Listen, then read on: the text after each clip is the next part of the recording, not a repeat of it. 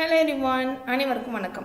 இன்றைக்கி இந்த வீடியோவில் குரூப் 4 2022ஆம் ஆண்டு நடைபெற்ற தேர்வில் கேட்கப்பட்ட வினாவிடைகள் தான் அதில் நாம் ஃபுல்லாக டிஸ்கஸ் பண்ண போகிறோம். அதாவது தமிழ், பொதறிவு, கணிதம் போன்ற அனைத்து வினாக்களுக்கும் ஒரு டீட்டெயிலாக என்னென்ன கேட்டிருக்காங்க, அதற்கான பதில் என்ன அப்படிங்கிறது தான் இன்றைக்கி இந்த வீடியோவில் பார்க்க போகிறோம். வாங்க ஃபஸ்ட்டு கொஷின் என்னென்னு பார்க்கலாம்.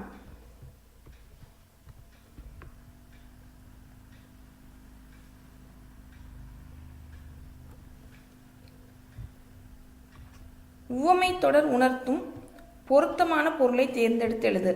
உள்ளங்கை நெல்லிக்கனி போல. இது எது சொல்லுது அப்படின்னு பார்த்தீங்கன்னா வெளிப்படைத்தன்மை என்பது சரியான பதில். அடுத்த கேள்வி, சிலை மேல் எழுத்து போல. இப்பழமொழி விளக்கும் பொருளை தேர்ந்தெடுத்து எழுக அப்படின்னு பார்த்தீங்கன்னா இது சிலை மேல் எழுத்து போல அப்படிங்கிறது என்ன பொருளை தரும் அப்படின்னா நிலைத்து நிற்கும் என்பது சரியான பதில். அடுத்த கேள்வி, ஒயிலாட்டத்தில் இரு வரிசையில் நின்று ஆடுகின்றனர். இத்தொடரின் செயற்பாட்டு வினைத்தொடர் கேட்டிருக்காங்க. இப்போ இதுக்கு செயற்பாட்டு வினைத்தொடர் ஒயிலாட்டம் இரு வரிசையில் நின்று ஆடப்படுகிறது என்பது சரியான பதில். மாலதி மாலையை தொடுத்தாள். இது எவ்வினை வாக்கியம் அப்படின்னு பார்த்தீங்கன்னா இது செய்வினை வாக்கியம். இது மாலதி மாலையை தொடுத்தாள், அப்போ இது செய்வினை வாக்கியம். அடுத்த கேள்வி, சாலச் சிறந்தது இலக்கண குறிப்பு கேட்டிருக்காங்க. சாலச் சிறந்தது அப்படின்னாவே அதனுடைய இலக்கண குறிப்பு உரிச்சொல் தொடர். பெயர் சொல்லை பொறுத்துகன்னு கொடுத்துருக்காங்க. மல்லிகை என்பது ஒரு பொருட்பெயர்.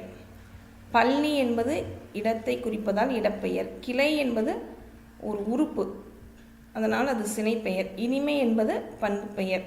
ஸோ ஆப்ஷன் ஏ சரியான பதில்.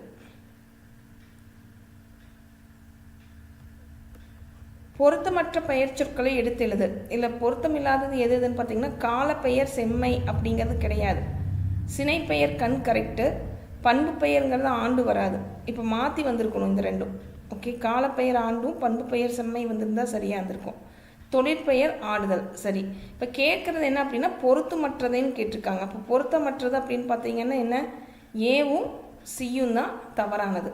அப்போ ஏசி ஃபர்ஸ்ட் ஆப்ஷன் சரியான பதில்.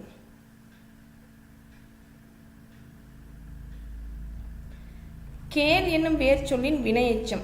கேள் என்னும் வேர் சொல்லின் வினையெச்சம் பார்த்தீங்கன்னா கேட்டு என்பது சரியான பதில். தனிந்தது என்ற சொல்லின் வேர்ச்சொல். தனிந்தது என்ற சொல்லின் வேர்ச்சொல் தனி என்பது சரியான பதில். தருக என்ற சொல்லின் வேர்ச்சொல். தருக என்ற சொல்லோட வேர்ச்சொல் பார்த்தீங்கன்னா தா என்பது சரியான பதில். சோ அப்படிங்கிற ஓரெழுத்து ஒருமுறைக்குரிய உரிய பொருள் என்ன அப்படின்னு பார்த்தீங்கன்னா மதில் என்பது சரியான பதில். அடுத்து மா என்னும் ஓரெழுத்து ஒருமொழிக்குரிய பொருள் என்ன அப்படின்னு பார்த்தீங்கன்னா மா என்றால் பெரிய என்பது சரியான பதில். பறவை இச்சொல்லின் பொருள் என்ன அப்படின்னு பார்த்தீங்கன்னா பறவை அப்படின்னா கடல். கடலை குறிக்கும் வேறு பெயர்கள் அப்படின்னு நிறையா இருக்குது, அதில் ஒன்று தான் பறவை. பறவைங்கிறது கடலை குறிப்பது. மரபு பிழைகள் அற்ற தொடர் என்ன அப்படின்னு பார்த்தீங்கன்னா கூகை குளரும் என்பது தான் சரியான சொற்றொடர். ஓகே, அடுத்து சந்தி பிழையற்ற தொடர் என்ன அப்படின்னு கேட்டிருக்காங்க. வேலை வாய்ப்புகளில் கணிசமான மாற்றங்களை செயற்கை நுண்ணறிவு கொண்டு வரப்போகிறது. இதுதான் சரியானது. வேலை வாய்ப்புகளில் கணிசமான மாற்றங்களை இச்சு வந்திருக்கணும், இங்கே இச்சு இல்லை, அப்போ இது தவறு. அப்போது செயற்கை நுண்ணறிவு கொண்டு வரப்போகிறது. வாரா இப்பு வந்திருக்கணும் இங்கே, அதனால் இது இல்லை. அதே மாதிரி இங்கேயும் இப்பு வந்திருக்கணும். அப்போது சரியான பதில் ஆப்ஷன் டி. குற்றியல் உகரம் அடிப்படையில் பொருந்தா சொல் அப்படின்னு பார்த்தீங்கன்னா பசு தான். சார்பு, மருந்து, கக்ஸு இதெல்லாம் குற்றியல் உகரத்தில் வரும். பசு பொருந்தாதது. ஸோ பொருந்தாத சொல் தான் கேட்டிருக்காங்க, பசு. இதில் பொருந்தாத சொல் கீழ்கண்டவற்றில் என்னென்ன அப்படின்னு பார்த்தீங்கன்னா மோனை, எதுகை, இயைபு, இசைவு வராது. இவை அனைத்தும் ஒன்றுடன் ஒன்று தொடர்புடையது. அப்போ பொருந்தாததுன்னு பார்த்தீங்கன்னா இங்கே இசைவு தான். அடுத்த கேள்வி, அதாவது சோறு அப்படின்னு பார்த்தீங்கன்னா உண்டான் என்று சொல்லணும். மரபு பிழை இல்லாமல் எழுதும்போது இந்த மாதிரி தான் எழுதணும். சோறு உண்டான், பால் பருகினான், பழம் தின்றான், நீர் குடித்தான் என்பது சரியான அமைப்பு. அப்போ ஆப்ஷன் சி சரியான பதில்.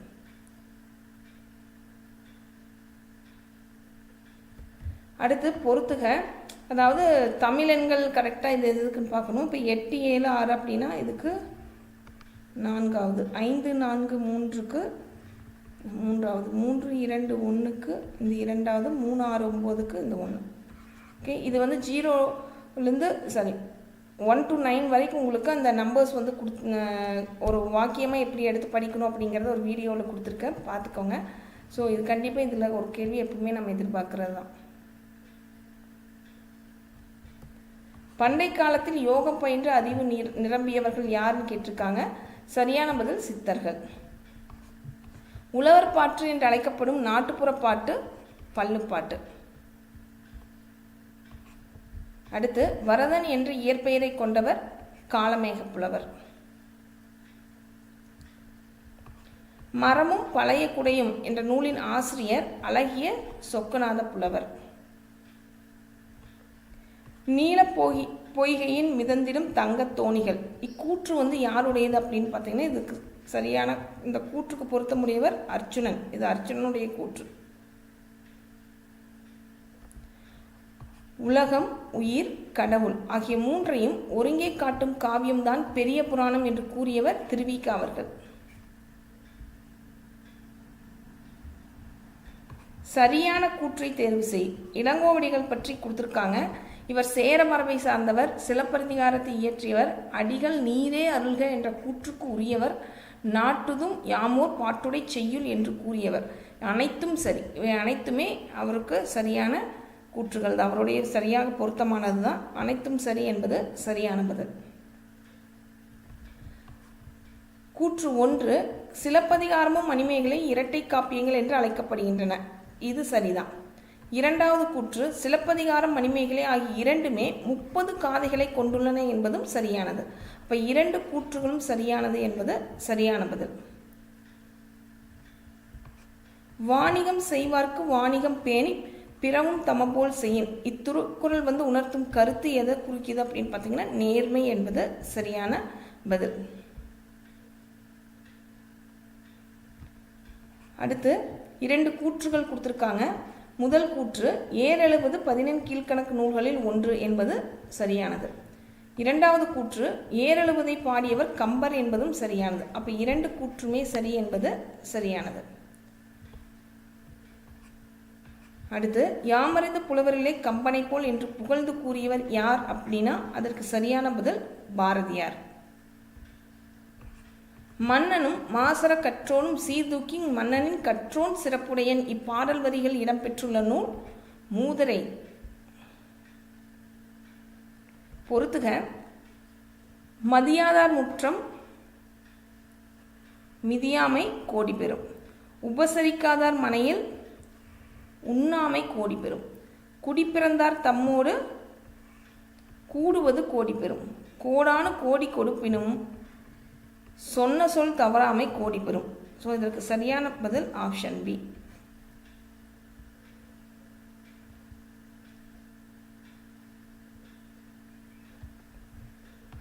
தேசிய நூலக நாள் அப்படின்னு கேட்டிருக்காங்க.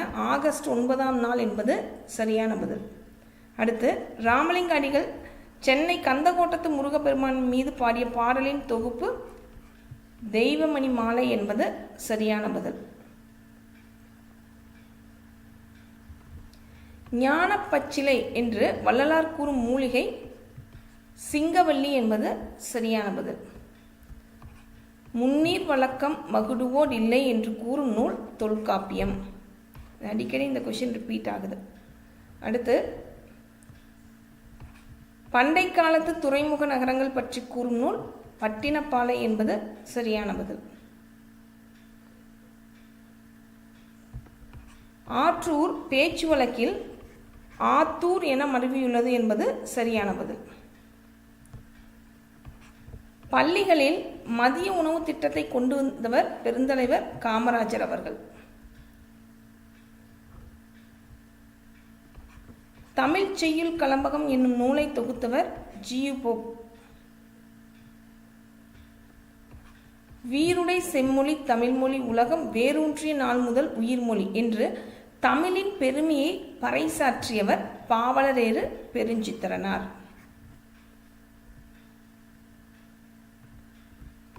சதுரகராதி என்னும் நூலை இயற்றியவர் வீரமாமுனிவர்.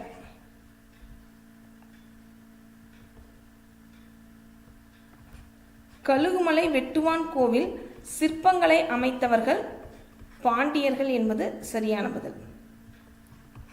புலவர்களால் எழுதப்பட்டு கல் தச்சர்களால் கல்லில் பொறிக்கப்பட்டவை மெய்கீர்த்தி என்பது சரியான பதில். அடுத்து பொறுத்துக. தத்துவ தரிசனம் வள்ளிக்கண்ணன் அவர்களுடையது. பிடிசாம்பல் அறிஞர் அண்ணா அவர்களுடையது. தாலாட்டு என்பது ஜெயகாந்தன் அவர்களுடையது. மிட்டாய்க்காரன் என்பது கி வா ஜெகநாதன் அவர்களுடையது. ஸோ ஆப்ஷன் டி சரியான பதில்.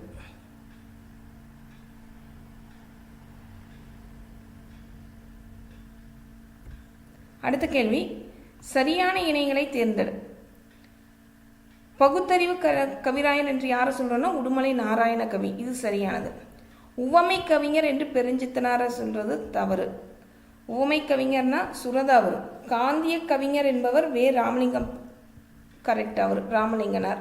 புரட்சி கவிஞர் என்று யாரை சொல்றோம் அப்படின்னா புரட்சி கவிஞர் தாரா பாரதி இல்லை, பாரதியார், பாரதிதாசன். பாவேந்தர் பாரதிதாசன், புரட்சி கவிஞர் பாரதியார். அப்போ இதில் தவறானது எது எதுன்னு பார்த்தீங்கன்னா 2, 4. அப்போ சரியான இணை தான் இங்கே கேட்டிருக்காங்க. அப்போ சரியான இணை அப்படின்னு பார்த்தா 1, 3 சரி.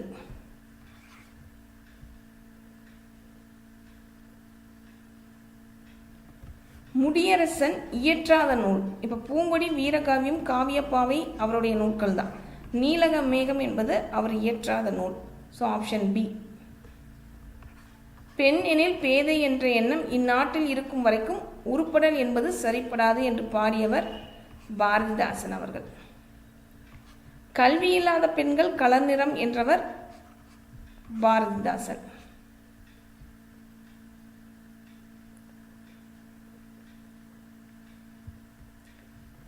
கீழ்கண்டவற்றுள் சரியான பழமொழி கண்டறி. சரியானது பார்த்தீங்கன்னா நாம் ஒன்று நினைக்க தெய்வம் ஒன்று நினைக்கும் என்பதுதான் சரியான பழமொழி. மூனைத்தொடை டேஸ் வகைப்படும், 8 வகைப்படும் என்பது சரியான பதில். புனிதமுற்று மக்கள் புது வாழ்வு வேண்டில் புத்தக சாலை வேண்டும் நாட்டில் யாண்டும். இப்பாடலடியில் அமைந்துள்ள மூனை சொற்கள் என்ன அப்படின்னு பார்த்தீங்கன்னா முதலெழுத்து ஒன்றி வருவது மூனை. அப்போ பார்த்தீங்கன்னா புனிதமுற்று புத்தக சாலை, ஃபர்ஸ்ட் லெட்டர் பூ ஒன்றா இருக்கு. ஸோ புனிதமுற்று புத்தக சாலை என்பது சரியான பதில்.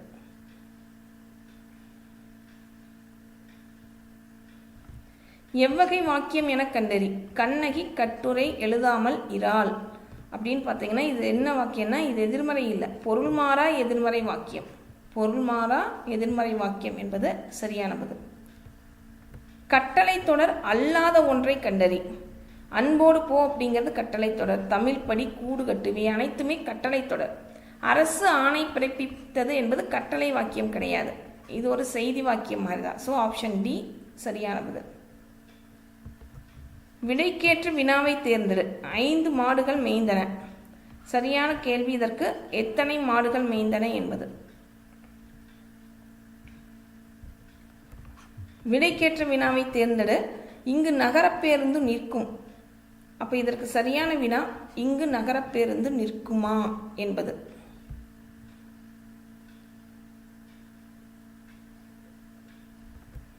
சரியான சொற்றொடரை கண்டறி. சரியான சொற்றொடர் தமிழ் மொழி உலகம் உள்ளவரையிலும் வாழட்டும் என்பது சரியான சொற்றொடர். அடுத்த கேள்வி, இதுவும் சரியான சொற்றொடரை கண்டுபிடிக்கணும். Option D. தம்பி சங்கத்தமிழ் நூலைப்படி என்று கவிஞர் கூறினார் என்பதுதான் கொடுக்கப்பட்டதில் சரியான சொற்றொடர். அடுத்து சரியான அகரவரிசை. இப்போ அகரவரிசை பார்த்தீங்கன்னா ஆப்ஷன் பி கோ ம ம மு கரெக்டாக இருக்குது. ஸோ சரியான அகரவரிசை ஆப்ஷன் பி. கோமேதகம், மரகதம், மாணிக்கம், முத்து. அடுத்து பெயர் சொற்களை அகரவரிசையில் எழுது. இப்போ இதில் அகரவரிசையில் பார்த்தீங்கன்னா ஃபஸ்ட்டு அ இலேருந்து வரைக்கும், அப்புறம் கக்கா கிக்கி வரிசைக்கு போயிடணும். ஸோ அந்த வரிசையில் பார்த்தீங்கன்னா ஆ ஓ கி தே தை ப மா. ஸோ ஆசிரியர், ஓணான், கிளி, தேனி, தை எல் பழம், மான் என்பது சரியான அகரவரிசை. தேடு என்பதன் வினைமுற்று சொல் தேடினார் என்பது.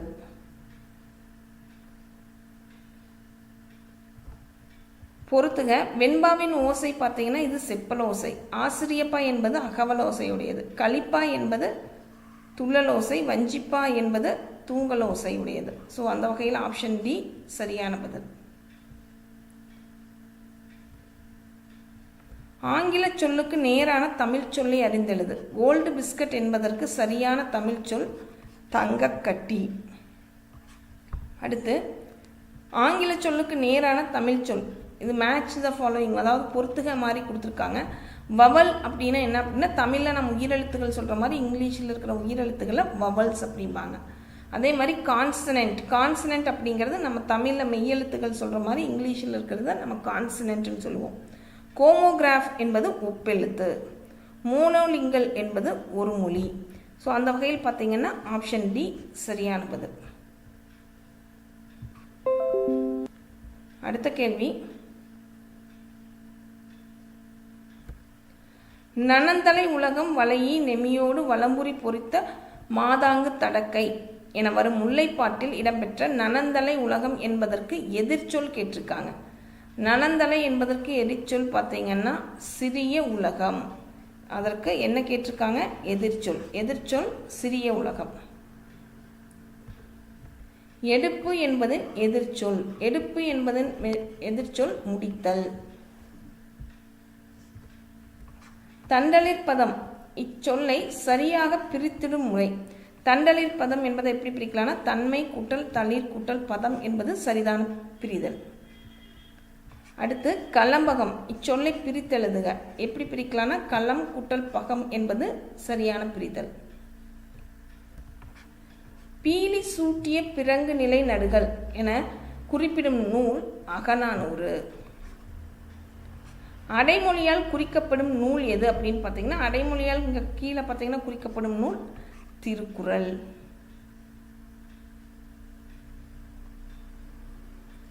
அடுத்த கேள்வி, சரியான பதிலை தேர்வு செய். சூடி கொடுத்த சுடற்குறி என்று அழைக்கப்படுபவர் ஆண்டாள், சரி. விட்டுணு சித்தன் என்பவரின் வளர்ப்பு மகளே ஆண்டாள், இதுவும் சரி. திருப்பாவைக்கு ஆண்டாள் வைத்த பெயர் சங்கத்தமிழ் மாலை 30 என்பதும் சரி. நாச்சியார் திருமொழி ஆண்டாள் பாடியது என்பதும் சரி. இப்போ கொடுத்த அனைத்துமே சரி. அப்போ ஆப்ஷன் டி அனைத்தும் சரி. அடுத்த கேள்வி, பெருமாள் திருமொழியை பாடியவர் குலசேகரர். தான் பாடிய பதிகத்தில் 8ஆம் பாடலில் ராவணன் சிவபக்தன் ஆனதையும் 9ஆம் பாடலில் பிரம்மனும் திருமாலும் தேடி காணா இறைவன் என்பதையும் 10ஆம் பாடலில் புறசமய போலிகளை தாக்கியும் 11ஆம் பாடலில் தம் பெருமையும் கூடி பாடியவர் திருஞான சம்பந்தர் என்பது சரியான பதில்.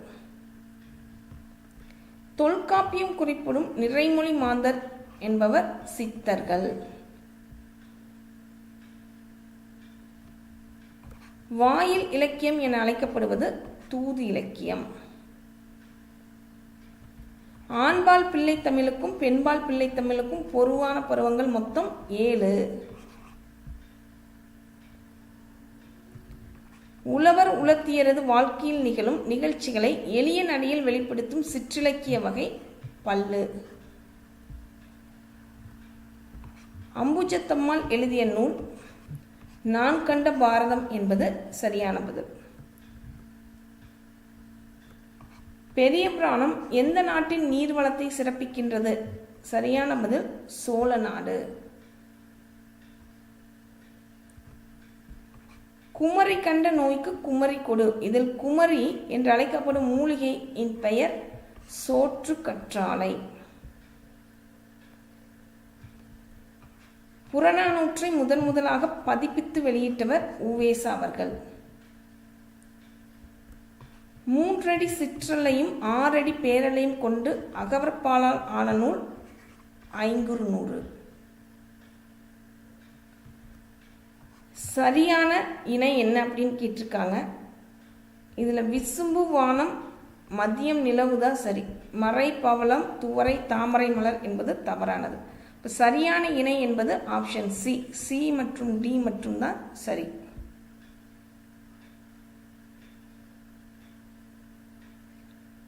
அடுத்து சிறுபஞ்ச மூலம் என்பது அற இலக்கியத்தை சார்ந்தது. குடும்ப விளக்கு என்பது தற்கால இலக்கிய வகை. சீவக சிந்தாமணி என்பது இது ஒரு காப்பி இலக்கியம். குறுந்தொகை என்பது சங்க இலக்கியத்தை சார்ந்தது. ஸோ அந்த வகையில் ஆப்ஷன் ஏ சரியான பதில். இணையில்லை முப்பாலுக்கு இந்நிலத்தே என்று பாடியவர் பாரதிதாசன் அவர்கள். திருக்குறள் முதலில் அச்சிடப்பட்ட ஆண்டு 1812. இதனை முதல்ல வெளியிட்டவர் ஞானப்பிரகாசர். அந்த மாதிரி கேள்விகளும் அடிக்கடி கேட்குறாங்க. திருமணம் செல்வகேசவரால் தமிழுக்கு கதியாவர் இருவர் என்று குறிப்பிடப்படுபவர்கள். கதி என்பது கா என்பது கம்பரையும் தி என்பது திருவள்ளுவரையும் குறிப்பது. இப்போ கம்பர் திருவள்ளுவர் என்பது சரியானது. 8ஆம் வகுப்பு வரை படித்த இளம் பெண்களுக்கான திருமண உதவித்தொகை யாருடைய பெயரில் தமிழக அரசால் வழங்கப்படுகிறது அப்படின்னு பார்த்தீங்கன்னா மூவலூர் ராமாமிர்தம் என்பது சரியானது. ஆங்கிலேயரை எதிர்த்து போர் செய்த வேலு நாச்சியார் பிறந்த ஆண்டு கிபி 1730. தொல்காப்பியம் கூறும் உயிர் வகைகளுக்கான அறியும் ஆற்றலை வரிசைப்படுத்து. ஸோ அந்த வகையில் பார்த்தீங்கன்னா முதல்ல உற்றறிதல், சுவைத்தல், நுகர்தல், காணல், கேட்டல், பகுத்தறிதல் என்பது சரியான வரிசை. தமிழ் ஆட்சி மொழியாக திகழும் பிற நாடுகள் இலங்கை, சிங்கப்பூர், மலேசியா என்பது சரியானது. நம்மாழ்வார் பிறந்த இடமான குருகூர் பழம்பெயரை துறந்து எவ்வாறு அழைக்கப்படுகிறார் அப்படின்னு பார்த்தீங்கன்னா ஆழ்வார் திருநகரி என்பது சரியான பதில். 10 பாட்டு 8 தொகை ஆகிய 2 தொகுதிகளையும் அச்சிட்டு அளித்தவர் உவேசா அவர்கள். டாக்டர் ராபி சேது பிள்ளை எழுதிய ஆய்வு நூல் ஊரும் பேரும் என்பது சரியான பதில்.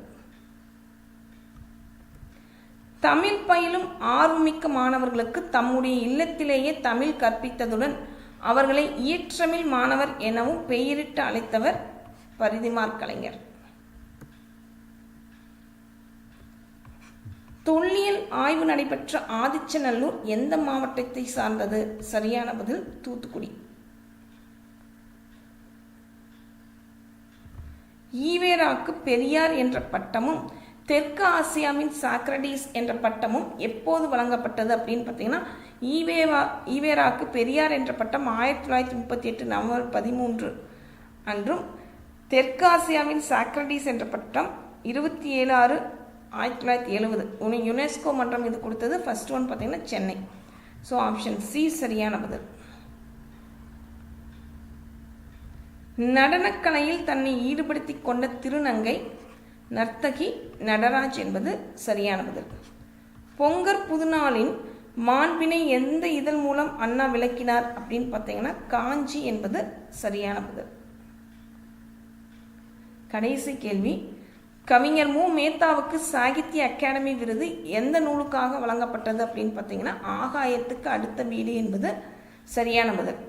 ஸோ இத்துடன் பார்த்தீங்கன்னா பொது தமிழுக்கான முதல் 100 கேள்விகள் முடிந்தது. ஸோ அடுத்தது நம்ம ஜென்ரல் ஸ்டடீஸ், அதாவது பொது அறிவு சார்ந்த வினாவிடைகள் பார்க்கலாம். கால வரிசைப்படி மதராஸ் மாகாணத்தின் முதலமைச்சர்களை வகைப்படுத்து அப்படின்னு கேட்டிருக்காங்க. ஸோ இதுக்கு சரியான பதில் ஆப்ஷன் பி. அதாவது ஃபஸ்ட்டு சுப்ராயலு ரெட்டியார், அடுத்து பி சுப்ராயன், அடுத்து முனுசாமி நாயுடு, அடுத்து பிடி ராஜன் அவர்கள், அடுத்து சி ராஜாஜி. அவ்வளோதான். ஸோ ஆப்ஷன் பி சரியான பதில். அடுத்த கேள்வி, ஸோ இதில் நம்ம தமிழில் இருக்கிறத மட்டும் பார்த்துக்கலாம். தவறான இணை கண்டுபிடிக்க சொல்லியிருக்கிறாங்க. அதாவது மகாராஷ்டிரா இதில் 2, 3 தான் தவறாக இருக்குது. அதாவது மகாராஷ்டிரா என்பது ஈரவை சட்டமன்றம் சரி, ஆந்திர பிரதேசம்ங்கிறது ஈரவை சட்டமன்றம் சரி, பீகாரும் தெலுங்கானாவும் ஓரவை சட்டமன்றம் என்பது தவறு. ஸோ அப்போ பார்த்தீங்கன்னா 2 மற்றும் 3 மட்டும்தான் தவறானவை. அடுத்த கேள்வி,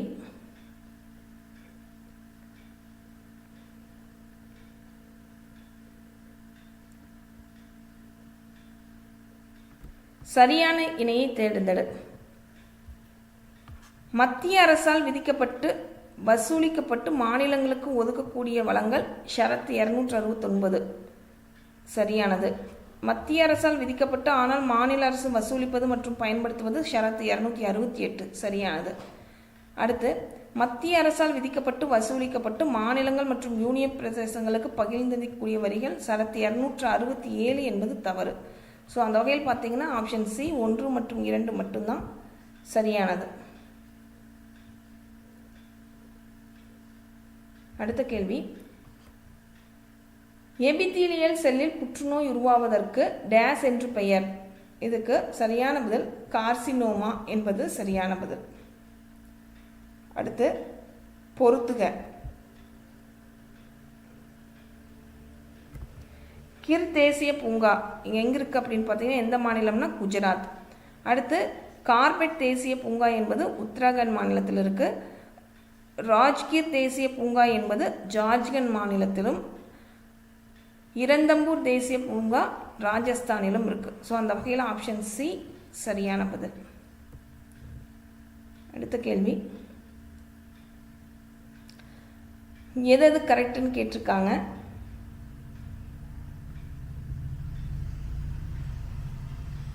சிங் பிளண்ட் காந்தப்பிரிப்பு முறையில் அடர்ப்பிக்கப்படுகிறது என்பது தவறு.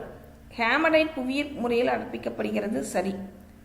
அடுத்து, உருகிய அலுமினாவை மின்னாற்பகுப்பு முறையில் ஒடுக்கி அலுமினியம் பெறப்படுகிறது சரியானது. மேட் என்பது குப்ரிக் சல்ஃபைடு மற்றும் ஃபெரஸ் சல்ஃபைடு ஆகியவற்றின் கலவை என்பது தவறு. அப்போ 2 மற்றும் 3 தான் சரி. இப்போ 2 மற்றும் 3 சரிங்கிறது ஆப்ஷன் சி. அடுத்து, பொறுத்துக கொடுத்துருக்காங்க.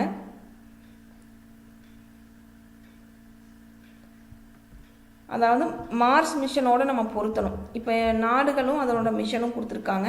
இப்போ யூஎஸ்ஏ அப்படிங்கிறது எதனோட அப்படின்னா சைச்சி. இந்தியா என்பது மங்கள்யானுடன் தொடர்புடையது. ஜப்பான் என்பது டெரெக்ஸ். சீனா ஜெக்கி. ஸோ அந்த வகையில் பார்த்தீங்கன்னா ஆப்ஷன் பி சரியான பதில்.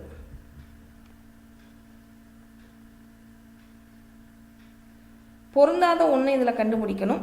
இல்லை எது பொருந்தாதது அப்படின்னு பார்த்தீங்கன்னா ஆப்ஷன் சி பெருஞ்சேரல் இளம்பொறை என்பது பொருந்தாத ஒன்று.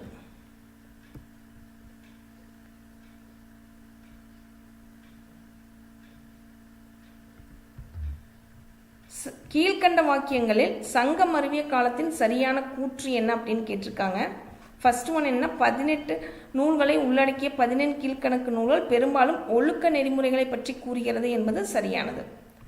அவற்றுள் திருக்குறளும் நாலடியாரும் முதன்மையானது என்பதும் மிகச்சரி. சிலப்பதிகாரமும் மணிமேகலையும் பண்பாடு மற்றும் சமயத்தை பற்றி கூறுகின்றன என்பது தவறு. ஸோ ஆப்ஷன் சி பார்த்தீங்கன்னா 1 மற்றும் 2 மட்டும் சரியானது.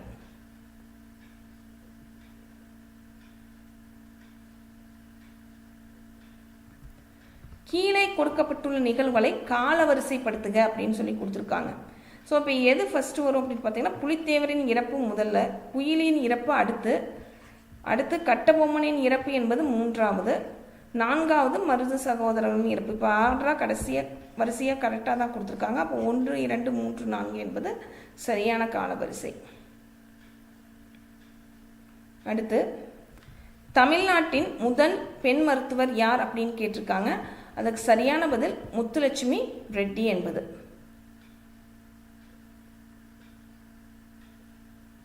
அடுத்து, பின்வருவற்றுள் எந்த சபை இரட்டைமலை சீனிவாசனால் துவங்கப்பட்டது அப்படின்னு கேட்டிருக்காங்க. இதுக்கு சரியான பதில் ஆதி திராவிட மகாஜன சபை என்பது சரியான பதில். அடுத்த கேள்வி, பொறுத்துக. சிந்து சமவெளி நகரங்களும் அகழ்வாராய்ச்சியாளர்களும் பெயர்களும் கொடுத்துருக்காங்க. ஸோ இதில் ஃபர்ஸ்ட் ஒன் பார்த்தீங்கன்னா சன்ஹூ தாரோ அப்படிங்கிறது பார்த்தீங்கன்னா எதுக்குன்னா என்ஜி மகும்தார் அவரோட தொடர்புடையது. லோத்தல் என்பது எஸ்ஆர் ராவ், பனாவலி என்பது பிஷிட், மிட்டாதல் என்பது சூரஜ்பான். ஸோ அந்த வகையில் ஆப்ஷன் பி சரியானது.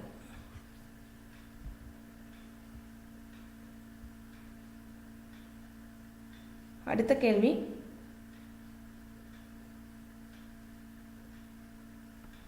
கீழ்காணும் கூற்றுகளில் பகத்சிங் தொடர்பான சரியான கூற்று கேட்டிருக்காங்க.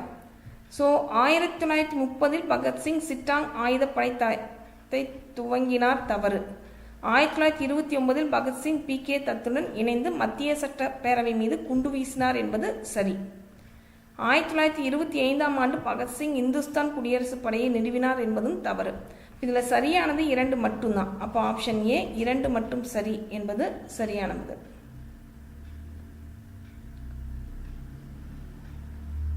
அடுத்த கேள்வி, கீழ்கண்டவற்றுள் தந்தை பெரியாரின் செய்தித்தாள்களையும் இதழ்களையும் காலமுறைப்படி வரிசைப்படுத்துன்னு கேட்டிருக்காங்க. ஸோ அவர் முதல் பார்த்தீங்கன்னா குடியரசு என்ற பத்திரிகையை தொடங்கினார். அப்போ ஃபஸ்ட்டு 3 வரணும். அடுத்து புரட்சி, கரெக்டு. அடுத்து பகுத்தறிவு, அப்புறம் விடுதலை, பகுத்தறிவு விடுதலை. அப்போது 3, 4, 1, 2 என்பது சரியான வரிசை. இப்போ கூற்றும் காரணம் கொடுத்துருக்காங்க. முதல் கூற்று என்ன அப்படின்னா, இந்திய பாரம்பரியம் என்பது விருந்தோம்பல், ஈகை, நட்பு, அன்பு, பெற்றோரையும் மற்றும் பெரியவர்களையும் மதித்தல் மற்றும் சகிப்புத்தன்மையை வலியுறுத்துவதாகும் என்பது கூற்று.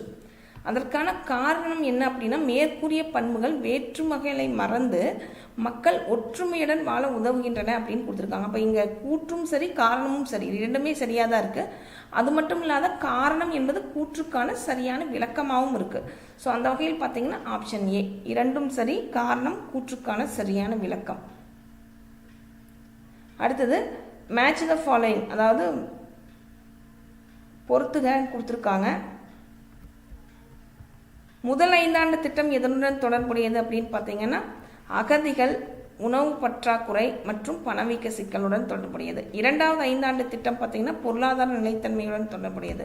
3வது 5 ஆண்டு திட்டம் பார்த்தீங்கன்னா நிலைத்தன்மையுடன் கூடிய வளர்ச்சி. 4வது 5 ஆண்டு திட்டம் என்பது சுய உருவாக்க பொருளாதாரம் என்பது சரியான பதில். ஸோ அந்த வகையில் பார்த்தீங்கன்னா ஆப்ஷன் சி சரியான விடை.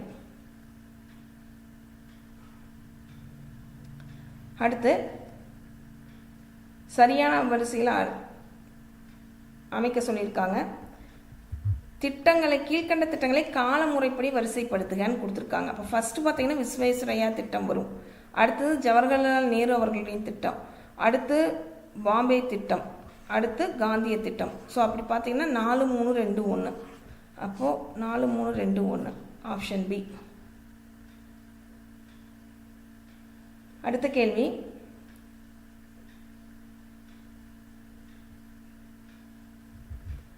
ரெண்டாயிரத்தி 20-21 ஆண்டிற்கான இந்திய அரசின் வருவாய் மூலங்களை இறங்கு வரிசையில் வரிசைப்படுத்துன்னு கேட்டிருக்காங்க. இறங்கு வரிசையில் வரிசைப்படுத்தினா ஃபர்ஸ்ட் 1 GST வரும், அடுத்து தனிமனித வருமான வரி, அடுத்து தீர்வை, அடுத்து நிறுவன வரி, அடுத்தது சுங்க வரி. ஸோ இதுதான் இங்கே சரியான இறங்கு வரிசை.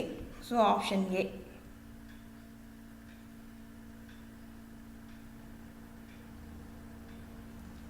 அடுத்த கேள்வி, பிறப்பு விகிதம் இதன் அடிப்படையில் மதிப்பிடப்படுகிறது அப்படின்னு கேட்டிருக்காங்க. என்னென்னு பார்க்கலாம். ஃபர்ஸ்ட் 1, ஒரு குறிப்பிட்ட ஆண்டில் 100 மக்கள் தொகையில் பிறந்தவர்களின் எண்ணிக்கை. இல்லை, ஒரு குறிப்பிட்ட ஆண்டில் 1,00,000 மக்கள் தொகையில் பிறந்தவர்களின் எண்ணிக்கை. இதுவும் தவறு. 10 ஆண்டுகளில் 1000 மக்கள் தொகையில் பிறந்தவர்களின் எண்ணிக்கை. தவறு. ஒரு குறிப்பிட்ட ஆண்டில் 1000 மக்கள் தொகையில் பிறந்தவர்களின் எண்ணிக்கை. இது கரெக்ட். ஸோ ஆப்ஷன் 4 மட்டும்தான் சரி. அதை பேஸ் பண்ணி தான் நம்ம பிறப்பு விகிதம் கணக்கிடுறோம். 1000க்கு எவ்வளவு ஒரு வருஷத்தில்.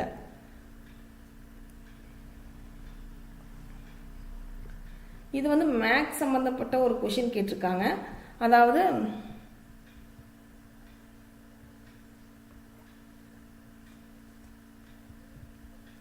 15% ஆண்டு வட்டியில் 3 ஆண்டுக்கு கிடைக்கும் கூட்டு வட்டிக்கும் தனி வட்டிக்கும் இடையே உள்ள வித்தியாசம் பார்த்தீங்கன்னா 1134 எனில் அதோட அசல் என்னன்னு கேட்டிருக்காங்க. அப்போ 3 வருஷத்துக்கு அப்படின்னு கூட்டு வட்டிக்கும் தனி வட்டிக்கும் உள்ள வித்தியாசம். அப்போ வித்தியாசம்னா என்ன, டிஃபரன்ஸ். இப்போ D = ஃபார்முலா என்ன, PR². அப்போ 3 வருஷம் 3 ஆண்டுகளுக்கு.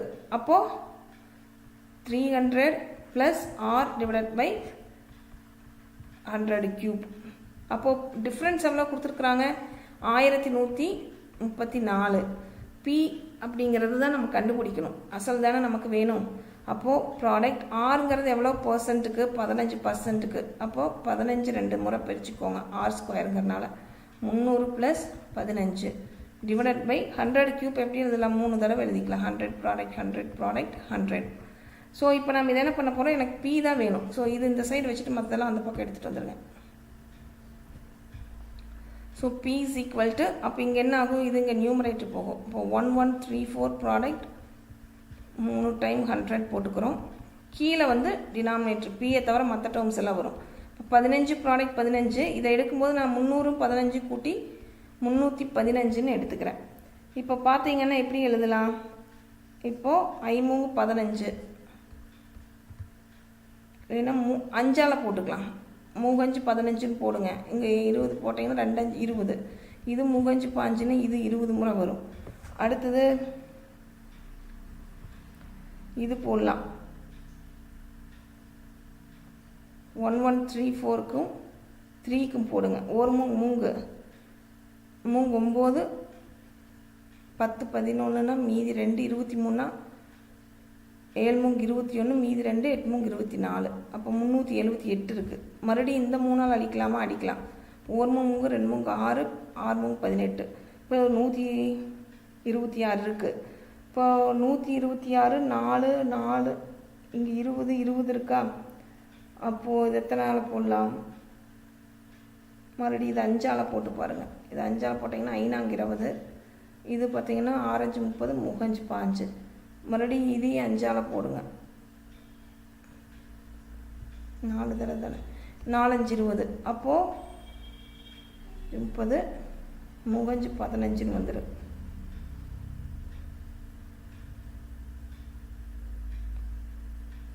இது எவ்வளவு? 20 இருக்கா? ஸோ இது எல்லாத்தையும் பெருக்குனீங்கன்னா, பெருக்கி டிவைட் பண்ணிங்கன்னா உங்களுக்கு எவ்வளோ வரும்னா 16000 வரும். ஸோ அதுதான் இதுக்கு சரியான பதில். இப்போது 2 மூங்கு 6 1 மூங்கு 12 2 மூங்கு 6 1 21 21 2 22 42. அப்போது என்னென்ன இருக்குது? 100 இருக்குது. 20 4 2 2 4 20 100 2 8 2 8 16. அப்போ இதெல்லாம் போட்டிங்கன்னா 160 வருது. கூட 2 சைபர் சேர்த்திக்கிறீங்க. அவ்வளோதான். கரெக்டாக வருதுங்களா? ஸோ 16000ங்கிறது சரியான பதில். அடுத்த கேள்வி. ஸோ இந்த மாதிரி கேல்குலேஷன் போடும்போது கரெக்டாக அந்த ஜீரோஸ் எல்லாம் கரெக்டாக பார்க்கணும். ஓகே, அடுத்த கேள்வி. இதுவும் கணித சம்மந்தப்பட்ட கேள்வி தான். பட் இது ஒரு ஈஸியான கொஷின் தான். அதாவது P மற்றும் Qயின் மீப்பெரு பொது வகுத்தி X. அதாவது PQ அதோட HCF கொடுத்துட்டாங்க. HCF எவ்வளோ கொடுத்துருக்குறாங்க? X. ஓகே, 2 நம்பரோட ப்ராடக்ட் PQ. அதில் Q எவ்வளோ கொடுத்துருக்காங்க? XYன்னு கொடுத்துருக்குறாங்க. HCF வந்து X ஒரு 2 நம்பரில். அதில் ஒரு நம்பரில் பார்த்தீங்கன்னா Q வந்து XYனா அப்போது மீச்சியமாக கண்டுபிடிக்க சொல்லிக்கிறாங்க. அதாவது என்ன கண்டுபிடிக்கணும்? LCM என்ன அப்படின்னு நீங்கள் இங்கே கண்டுபிடிக்கணும். ஸோ நமக்கு ஆல்ரெடி தெரியும் இரு எண்களின் பெருக்க, அதாவது HCF ப்ராடக்ட் LCMங்கிறது எதுக்கு சமம் அப்படின்னா இரு எண்களின் பெருக்கற்பலனுக்கு சமம். இப்போ HCFனா HCF X கொடுத்துட்டாங்க. LCM தான் கண்டுபிடிக்கணும். P product Q. Pக்கு பதிலாக நீங்கள் என்ன பண்ணிக்கோங்க? P அப்படியே வச்சுக்கோங்க. Qக்கு பதிலாக என்ன கொடுத்துருக்குறாங்க? Qக்கு பதிலாக XYன்னு கொடுத்துருக்குறாங்க. மாற்றினீங்கன்னா இந்த XX கேன்சல் ஆயிரும். அப்போ LCM வந்து PY கிடைக்கும். ஸோ PY இங்கே ஆப்ஷன் D. ஸோ PY என்பது சரியான பதில். அடுத்த கேள்வி. ஸோ இது அதே மாதிரி தான். The length of rectangulars. Okay, so இது லென்த் ஆஃப் ரெக்டாங்கிள் வந்து என்ன அப்படின்னா ஒரு செவ்வகத்தின் நீளம். இப்போ ஒரு செவ்வகம் அப்படின்னா இப்படி இருக்கும். இது லென்த்து, இது பிரெத்து. இது லென்த்து எவ்வளோ கொடுத்துருக்குறாங்கன்னா 3x + 2 கொடுத்துருக்குறாங்க. அதில் எக்ஸோட வேல்யூ 20 யூனிட் கொடுத்துட்டாங்க. அதே மாதிரி பிரெத்து B கொடுத்துட்டாங்க. இப்போ L கொடுத்தாச்சு, பியும் கொடுத்தாச்சு. ஏரியா, அப்போ ஏரியா அப்படின்னு என்ன? பரப்பளவு. எல்லையும் பியும் பெருக்கினீங்கன்னா அதுதான் பரப்பளவு. நீளம் கொடுத்துட்டாங்க, அகலம் கொடுத்துட்டாங்க. இப்போ நீளம் வந்து எவ்வளவு? 3x + 2. ஓகே, ஸோ நீளம் எவ்வளவு? 3x + 2. அகலம் எவ்வளோ கொடுத்துருக்குறாங்கன்னா 3x - 2 கொடுத்துருக்குறாங்க. இப்போ எக்ஸும் ஆல்ரெடி அவங்களே கொடுத்துட்டாங்க. எக்ஸ் வந்து 20ன்னு. இப்போ எக்ஸ் வந்து 20ன்னு போட்டு பெருக்குனிங்கன்னா 3 20 60, இது 62 வரும் நீளம். அகலம் எவ்வளோ வரும்? 3 20, 60ல் 2 போனால் 58. அப்போ அகலம் நீளம் வந்து நமக்கு நீளம் 62, அகலம் 58. அப்போ பரப்பளவுக்கு ஃபார்முலா என்ன? நீளத்தையும் அகலத்தையும் நம்ம என்ன பண்ணணும்? பெருக்கணும். இப்போ நீளம் எனக்கு என்ன கிடச்சிருக்கு? 62. அகலம் எவ்வளோ கிடச்சிருக்கு? 58. இப்போ பெருக்குனிங்கன்னா 2 8 16, இது 1, 6 8 48, 49. அடுத்தது 5 I 2 10, 1, 6 5 30, 31, 6 9 5 3, 35 96, 35 96 என்பது சதுர அலகுகள். ஸோ ஆப்ஷன் ஏ சரியான பதில். அடுத்த கேள்வி,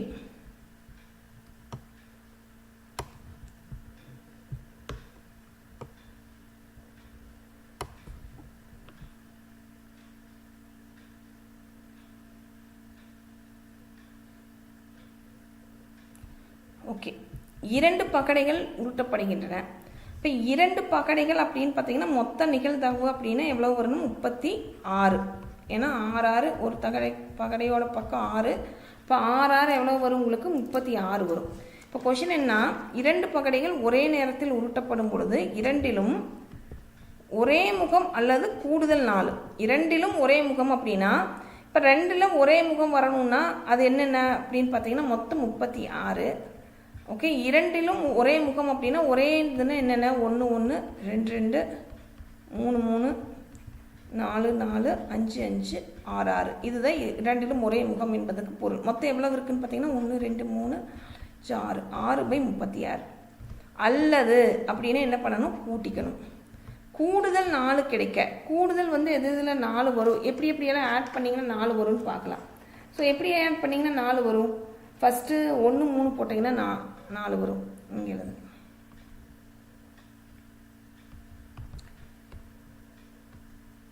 ஒன்று 3 போட்டிங்கன்னா 4 வரும். அடுத்தது எதுக்கு 4 வரும்? 2 2க்கு. அடுத்தது 3 1க்கு 4 வரும். வேறு எதுக்கும் 4 வராது. ஸோ இது தவிர வேறு ஏதாவது இருக்கா? இல்லை. அப்போ மொத்தம் எவ்வளவு? 3. அப்போ 3/36. இப்போ இங்கே பார்த்தீங்கன்னா 2 2 2 2 2 தடவை ரிப்பீட் ஆகிருக்கு. அப்போ நான் என்ன பண்ணணும்? 1 கழிச்சுக்கணும். அப்போது எவ்வளோ என்ன ரிப்பீட் ஆகும்? 1 மட்டும் ரிப்பீட் ஆகிருக்கு, அதனால் 1 கழிக்கிறோம். 1/36 அவ்வளோதான். இது சிம்பிளி இப்போ 4 3 9. So 9/36 minus 1/36. அப்போ எவ்வளோ வரும்? எனக்கு 8/36. இப்போ இதை சுருக்கலாம். 4 2 8, 1 2 8 2 16. மறுபடியும் போட்டிங்கன்னா 2 2 4, 9 2 18. 2/9ன்னு வருது. ஒரு 2/9 சரியான பதில். அடுத்த கேள்வி, கலா மற்றும் வாணி இருவரும் நண்பர்கள். இன்று எனது பிறந்த நாள் என்று கலா கூறினால் வாணியிடம் உனது பிறந்த நாள் எப்போது நீ கொண்டாடுவாய் என கேட்டாள். அதற்கு வாணி இன்று திங்கட்கிழமை. அப்போ இன்னைக்கு என்ன கிழமை? திங்கள். நான் என்னுடைய பிறந்த நாளை 75 நாட்களுக்கு முன் கொண்டாடினேன். இப்போ 75 நாளைக்கு முன்னாடி கொண்டாடிட்டு இருக்காங்க என்று பதிலளித்தாள். வாணியின் பிறந்த நாள் எந்த கிழமையில் வந்திருக்கும் அப்படின்னு கேட்டிருக்காங்க. அப்போ 75ல் 7 முறை போட்டிங்கன்னா என்ன? ஒரு வாரத்துக்கு 7 நாள். இப்போ 7 நாள் முடியும் போது மறுபடியும் திங்கக்கிழமையிலேயே தான் வந்து நிற்கும். அப்போ 7 கரெக்டாக அடியாது. 70 போக மீதி எவ்வளோ இருக்கோ? 5 இருக்கும். 5ங்கிறது மீதம். இப்போது அந்த அன்னைக்கு திங்கக்கிழமைன்னு சொல்கிறா. அப்படி ஏன்னா என்ன சொல்லியிருக்கிறாங்க? என்னுடைய பிறந்த நாளை 75 நாளுக்கு முன்னாடியே கொண்டாடிட்டேன் அப்படிங்கிறான். அப்போ என்ன பண்ணணும்? திங்கக்கிழமையிலேருந்து கவுண்ட் பண்ணக்கூடாது. திங்கக்கிழமைக்கு பின்னாடி கவுண்ட் பண்ணுங்கள். 5வது நாள் என்ன அப்படின்னு. ஏன்னா மீதம் 5. இப்போ திங்கக்கிழமைக்கு முன்னாடி என்ன இருக்கும்? ஞாயிறு, சனி, அப்புறம் வெள்ளி, வியாழன், தென் புதன். இதுலேருந்து 5வது நாளா? 1 2 3 4 5. 5வது நாள் என்ன கிழமை? புதன்கிழமை. அப்போது புதன்கிழமை என்பது சரியான பதில். ஆப்ஷன் பி புதன்கிழமை. அடுத்த கேள்வி,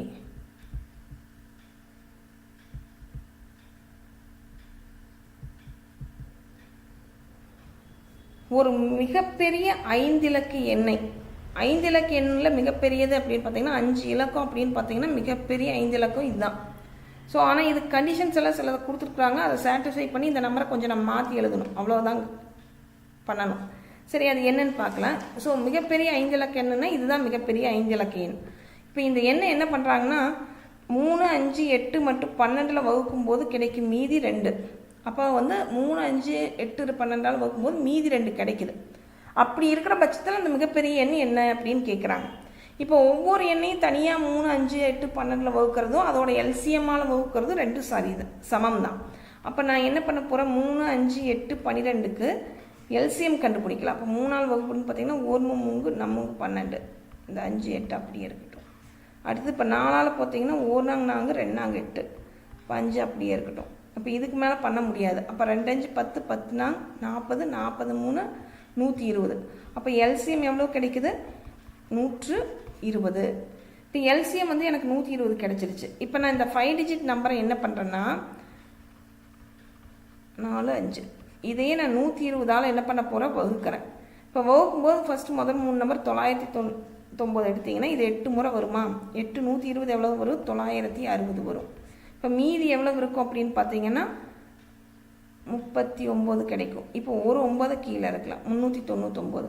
மறுபடியும் 399 எத்தனை முறை வரும் அப்படின்னு பார்த்தீங்கன்னா அதே எத்தனை முறை 120 வரும்னு பார்த்தீங்கன்னா ஒரு 3 தடவை வருமா. 3 120 எவ்வளோ வரும், 0 3 2 6 ஒரு 360 வரும்.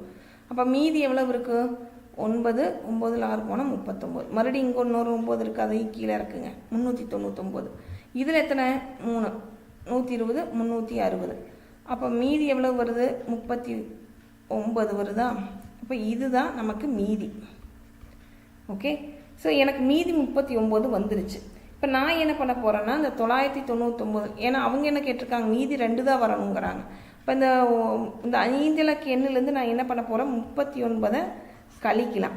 இப்போ 39 கழிச்சிங்கன்னா எவ்வளோ வரும், 9 9 போனால் 0, 9ல் 3 போனால் 6 3 9 இது கிடைக்குது. ஆனால் இது எக்ஸாக்டாக டிவைட் ஆகும். ஆனால் அவங்க என்ன சொல்லியிருக்காங்க கொஷினில், இப்போது 999 60 நீங்கள் என்ன பண்ணணும், இந்த எந்த எண்ணால் நீங்கள் 120ஆலேயே வகுத்தாலும் எக்ஸாக்டாக உங்களுக்கு 0 வரும் கீழே. ஆனால் அது கொஷின் கிடையாது. என்ன கேட்குறாங்க, மீதி எவ்வளோ வரணும், 2 வரணும். அப்போ மீதி 2 வரணும்னு இதோட என்ன பண்ணிக்கோங்க, 2 கூட்டிக்கோங்க. இப்போ 2 கூட்டினீங்கன்னா என்ன வரும், 9 3 9 62. 3 9 62 எங்கே இருக்குது, option D. So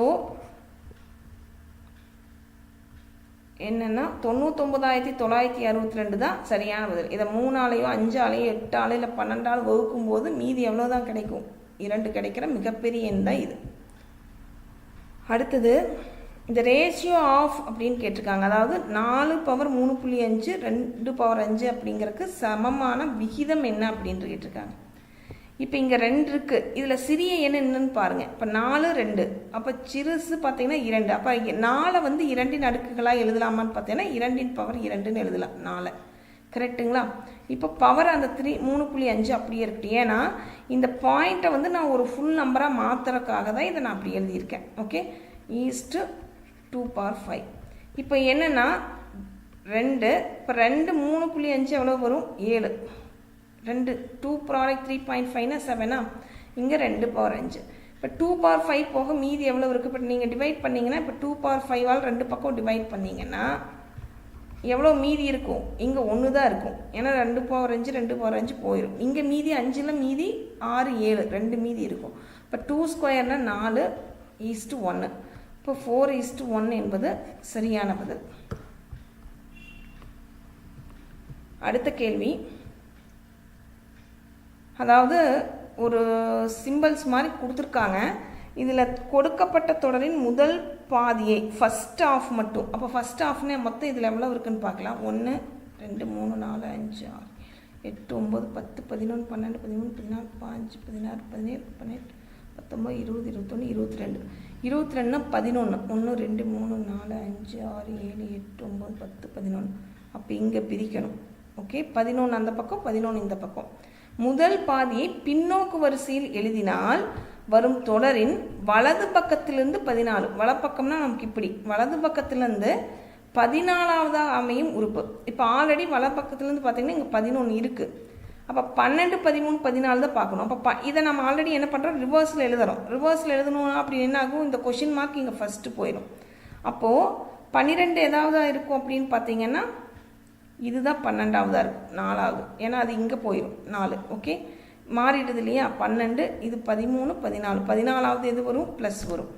so option D சரியான பதில்.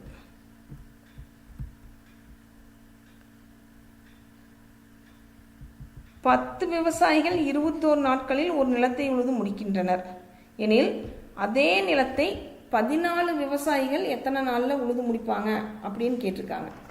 ஸோ இதுவும் ரொம்ப சிம்பிள் கொஷின் தான். அதாவது 10 விவசாயிகள் வந்து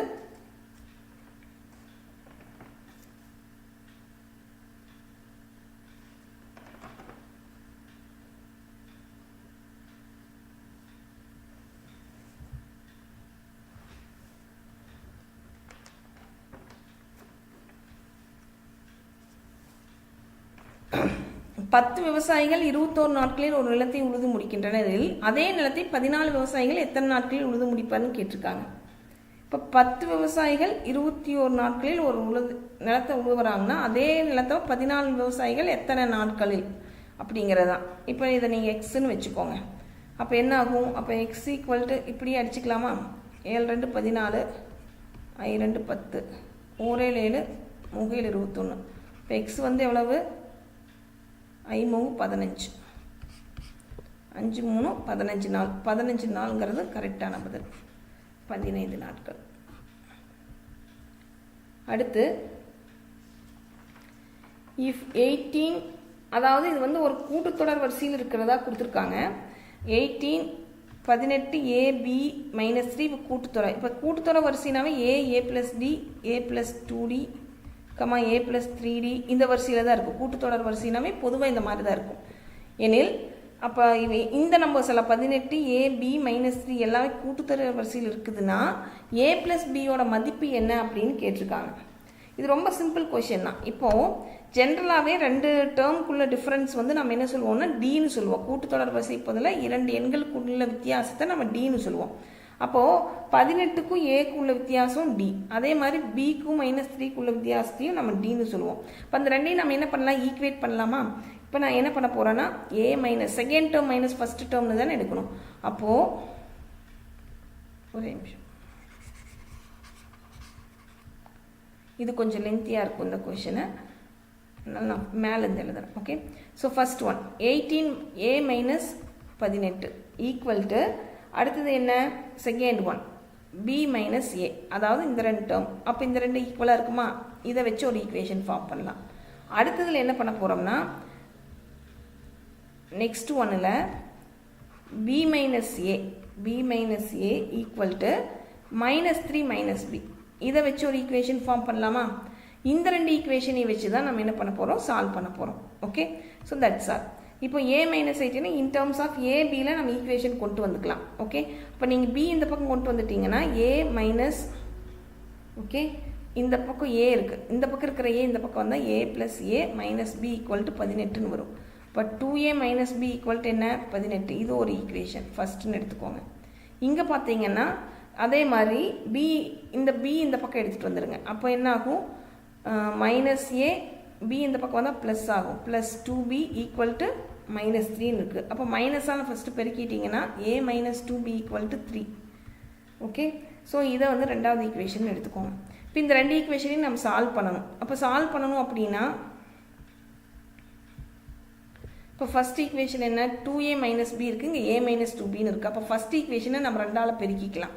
ஓகே, இப்போ முதல் ஈக்குவேஷனை நான் 2ஆல் பெருக்கும்போது இப்போ ஃபஸ்ட் ஈக்குவேஷன் நான் 2ஆல் பெருக்கணுன்னு என்ன வரும்? இப்போ 4A - 2B is equal to 18. இப்போ செகண்ட் ஈக்குவேஷன் அப்படியே எழுதிக்கோங்க. A - 2B equal to 3. இப்போ சைன் சேஞ்ச் பண்ணி ஆட் பண்ணும்போது என்ன ஆகும்னா சாரி செகண்ட் ஈக்குவேஷனை தான் நீங்கள் பெருக்கணும். நான் மாற்றி பண்ணிட்டேன், ஐம் சாரி. ஏன்னா A டேர்ம் தானே ஃபஸ்ட்டு நம்ம கேன்சல் பண்ணுறோம். ஸோ ஃபஸ்ட் ஈக்குவேஷன் அப்படியே எழுதிக்கோங்க. 2A - B equal to 18. Second நான் A டேர்ம் கேன்சல் பண்ணுறேன், அதனால் என்ன பண்ணுறேன்? செகண்ட் ஈக்குவேஷனை நான் எதால் மல்டிப்ளை பண்ணிக்கிறேன்? 2ஆல் மல்டிப்ளை பண்ணிங்கன்னா 2A - 4B is equal to 2 6. Okay, that's all. இப்போ சைனை சேஞ்ச் பண்ணி நம்ம என்ன பண்ண போகிறோம், ஆட் பண்ண போகிறோம். அப்போ 2a கேன்சல் ஆயிரும். 4bயில் ஒன்று போனால் என்ன ஆகும், 3b வரும். ஈக்குவல் டு 18ல் 6 போனால் 12. இப்போ பியோட வேல்யூ என்ன கிடைக்கு, 3b வந்து 12னா இப்போ b என்ன, நம்ம 12, b வந்து 4 கிடைச்சிருச்சு. இந்த b வந்து 4ங்கிறது இங்கே சப்ஸ்டியூட் பண்ணிங்கன்னா a மைனஸ் 2bங்கிறது 4 ஈக்குவல் டு 3. இப்போ a is equal to 3 minus 2 8, அந்த பக்கம் போனால் ப்ளஸ் ஆயிரும். இப்போ ஏவோட வேல்யூ 11. இப்போ ஏவோட வேல்யூ பியோட வேல்யூ தெரியுது. நமக்கு என்ன வேணும், a ப்ளஸ் b தான் வேணும். அப்போ a ப்ளஸ் பின்னா 11 4 எவ்வளவு, 15. இப்போ 15ங்கிறது ஆப்ஷன் சி சரியான பதில்.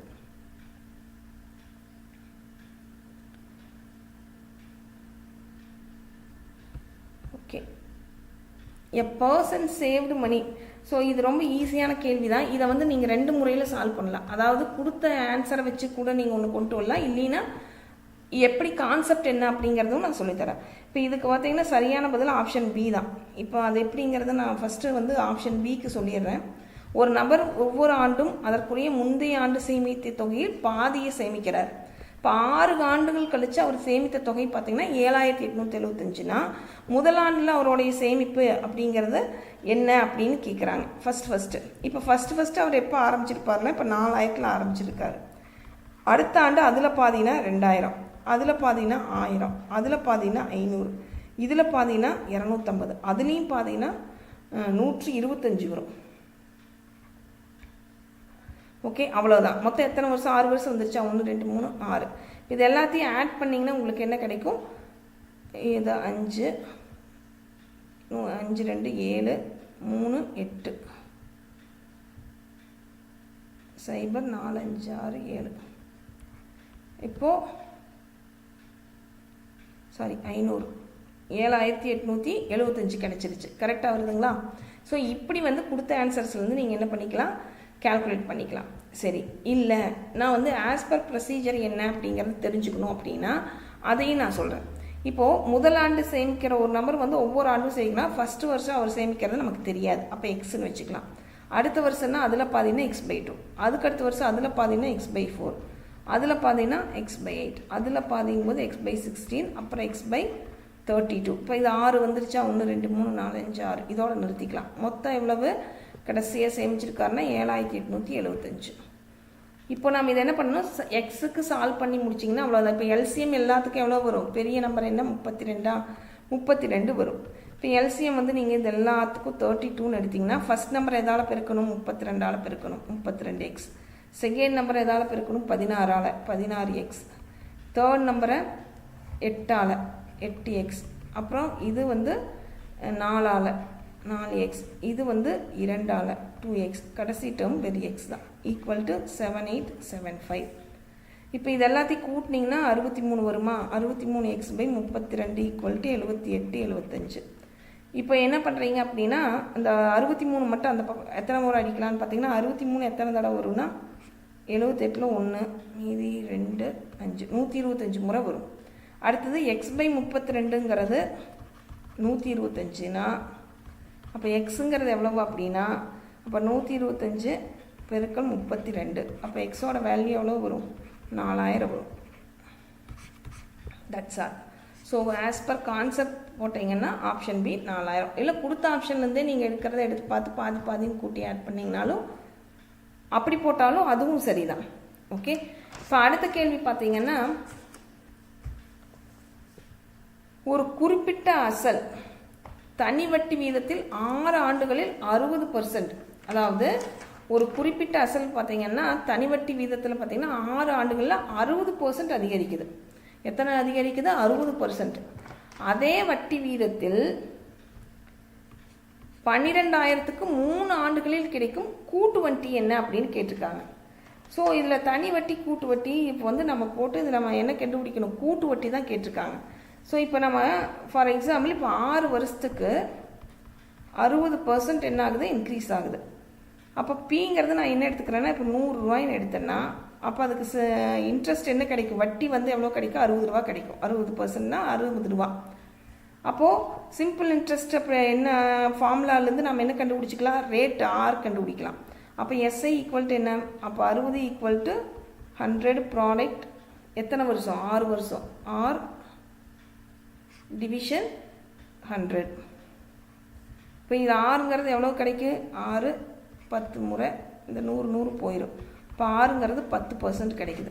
இப்போ 6ங்கிறது 10%னா இப்போ என்ன கேட்டிருக்கிறாங்கன்னா 12,000க்கு. அப்போ 12,000க்கு ஓகே 3 ஆண்டுகளில் அப்போ எவ்வளோ % இன்க்ரீஸ் ஆகுது? 10% இன்க்ரீஸ் ஆகுது. அப்போ 110 பை 100. எத்தனை வருஷத்துக்கு? 3 வருஷத்துக்கு. அப்போ 3 முறை போட்டுக்கோங்க.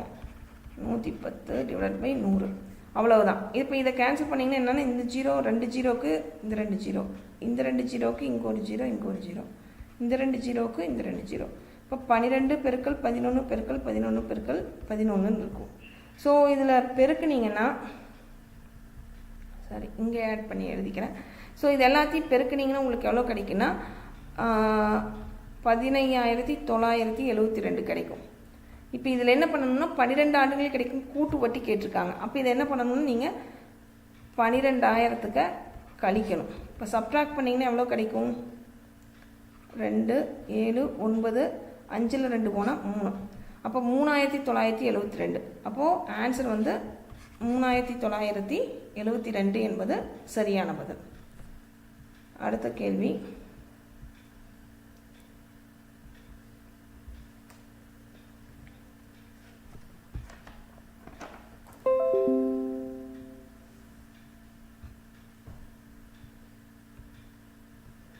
ஒரு கிராமத்தின் மக்கள்தொகையானது ஆண்டொன்றுக்கு 7% அதிகரிக்குது. இப்போது மக்கள் தொகை 90,000 எனில் 2 ஆண்டுகளுக்கு பிறகு கிராமத்தோட மக்கள் தொகை என்ன அப்படிங்கிறாங்க. இப்போ கரண்ட்டாக இப்போ இருக்கிற மக்கள் தொகை 90,000. இப்போ எவ்வளோ % அதிகமாகுது? 7%னா 100க்கு 7னா 7% இன்க்ரீஸ் ஆகுது. அப்போ 107.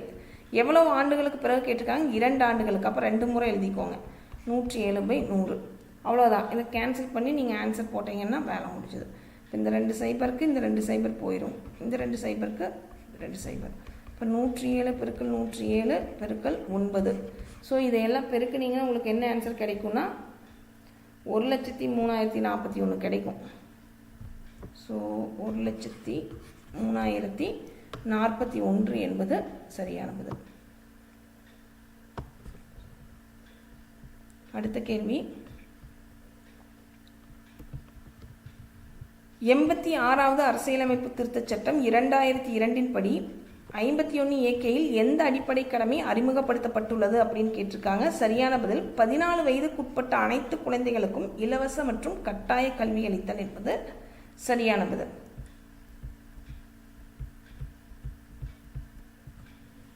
அடுத்து, கீழ்கண்டவற்றுள் எத்தனை இணைகள் சரியாக பொருத்தப்பட்டுள்ளன அப்படின்னு கேட்டிருக்காங்க. ஸோ இதில் எது அகில இந்திய திரிணாமுல் காங்கிரஸ், இரு பூக்கள் மற்றும் புட்கள், தேசியவாத காங்கிரஸ் கட்சி கடிகாரம், தெலுங்கானா ராஷ்டிரமித் சமிதி கார், அசாம் கன பரிஷத் அப்படிங்கிறது பூட்டு மற்றும் சாவி. அப்போ இதில் பார்த்தீங்கன்னா மொத்தம் 3 இணைகள் சரியாக பொருத்தப்பட்டுள்ளன என்பது சரியான பதில். அடுத்து, இந்தியாவில் நீதி புனராய்வு பற்றி கீழ்கண்டவற்றுள் எது சரியானவைன்னு கேட்குறாங்க. ஸோ இதில் ஃபர்ஸ்ட் ஒன், இந்தியா நீதி புனராய்வு என்ற கருத்துருவை அமெரிக்காவிலிருந்து பெற்றது என்பது சரி. ஒன்றிய மற்றும் மாநில சட்டங்கள் இரண்டும் உச்ச நீதிமன்ற நீதி புனராய்வுக்கு உட்படும் என்பதும் சரியானது. அடுத்து, அரசியலமைப்பு சட்டப்பிரிவு 13B நீதித்துறை மறுவாய்வு செய்வதை தடுக்கிறது என்பது தவறு. ஸோ அப்போ ஆப்ஷன் ஏ 1 மற்றும் 2 மட்டும்தான் சரி. அடுத்த கேள்வி, பின்வரும் சட்டப்பிரிவுகளில் எந்த சட்டப்பிரிவு உயர்நீதிமன்றத்திற்கு பேராணைகளை பிறப்பிக்க அதிகாரம் அளிக்கிறது அப்படின்னு கேட்டிருக்காங்க. அதுக்கு சரியான பதில் சட்டப்பிரிவு 32 மற்றும் 226 என்பது சரியான பதில்.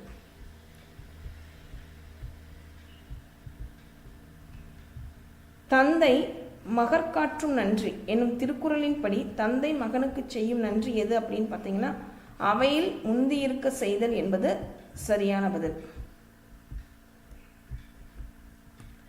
இந்திய தொல்லியல் ஆய்வுத்துறையின் முதல் ஆய்வாளர் அலெக்சாண்டர் கன்னிங்ஹாம் என்பது சரியான பதில். அடுத்து, குரோமோசோம் 21 ஒரு நகல் கூடுதலாக இருப்பின் அதனால் ஏற்படுவது என்ன அப்படின்னு பார்த்தீங்கன்னா டவுன் சிண்ட்ரோம் என்பது சரியான பதில். சரியான இணையை கண்டுபிடி. பட்டடக்கல் வாதாபி சாளுக்கியர், சரி. எலிபெண்டா குகைகள் அசோகர் காலத்துக்குரியது. இது எலிபெண்டா குகைகள் என்பது அசோகர் காலத்துக்குரியது கிடையாது. எல்லோரா குகைகள் ராஷ்டிரகூடர்கள், சரி. மாமல்லபுரம் என்பது முதலாம் நரசிம்மவர்மனுடையது. இப்போ 2 மட்டும் தவறானது. அப்போது பார்த்தீங்கன்னா 1, 3, 4 சரியானது என்பது சரியான பதில். அடுத்து, இந்தியா பல்வேறு நம்பிக்கைகளை சமமாக போற்றி மதிக்கப்படும் இடமாக இருப்பதோடு ஒரு தேசிய கண்ணோட்டத்தை கொண்டிருக்கும் என்று கூறியவர் யார் அப்படின்னா ஜவஹர்லால் நேரு அவர்கள். அடுத்த கேள்வி, கீழ்கண்டவற்றுள் எவை சரியான வாக்கியங்கள் அப்படின்னு கேட்டிருக்காங்க. ராஜஸ்தான் சமவெளி ஆரவல்லி மலைத்தொடருக்கு மேற்கில் அமைந்துள்ளது, இது சரி. பஞ்சாப் ஹரியானா சமவெளிகள் இந்திய பாலைவனத்தின் வடகிழக்கே அமைந்துள்ளன, இதுவும் சரி. கங்கை சமவெளி மேற்கில் யமுனை ஆற்றிலிருந்து கிழக்கில் மிசோரம் வரை பரவியுள்ளது என்பது தவறு. பிரம்மபுத்திரா சமவெளியின் பெரும் பகுதி மேகாலயாவில் அமைந்துள்ளது என்பதும் தவறு. அப்போ அந்த வகையில் பார்த்தீங்கன்னா ஃபர்ஸ்ட் 2 மட்டும்தான் கரெக்ட், 1 மற்றும் 2 மட்டும் சரி. அடுத்த கேள்வி, சரியான வாக்கியங்களை தேர்ந்தெடு அப்படின்னு சொல்லி 2 வாக்கியங்கள் கொடுத்துருக்காங்க. வாக்கியம் 1, கங்கை பிரம்மபுத்திரா டெல்டா பகுதிகளில் மிகப்பெரிய சதுப்பு நில காடுகள் உள்ளன என்பது சரி. 2வது வாக்கியம், அலையாத்தி காடுகள் மாங்க்ரோவ் காடுகள் என்று அழைக்கப்படுகின்றன என்பதும் சரி. அப்போ 2 வாக்கியங்களுமே சரி என்பது சரியான பதில். அடுத்த கேள்வி, விருதுகள் மற்றும் அங்கீகாரத்தை பொறுத்துக. அதாவது விருந்துகள் அது அங்கீகாரம் அப்படின்னு கொடுத்துருக்காங்க. ஸோ பெருந்தலைவர் காமராஜர் விருது எதுக்கு கொடுத்துக்கிறாங்கன்னா சிறந்த செயல்பாட்டிற்கான விருது. அடுத்து, புதுமைப்பள்ளி விருது எதற்கு அப்படின்னா சமூக பொருளாதார ரீதியாக பின்தங்கிய மாணவர்களை மேம்படுத்துவதற்கு. கனவு ஆசிரியர் விருது எதுக்குன்னா பள்ளி சேர்க்கையை அதிகரித்ததற்கு. ராதாகிருஷ்ணன் விருது ஆசிரியர் பணியில் சிறந்து விளங்குதல்.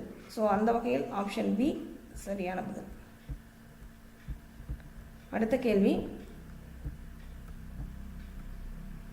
புவிசார் கோடுகள் ஜிஐ டேக் அதன் இடத்துடன் பொறுத்துங்கன்னு சொல்லிக்கிறேன். இப்போ மஞ்சள் அப்படின்னு பார்த்தீங்கன்னா அதுக்கு ரொம்ப பெயர் போனது ஈரோடு.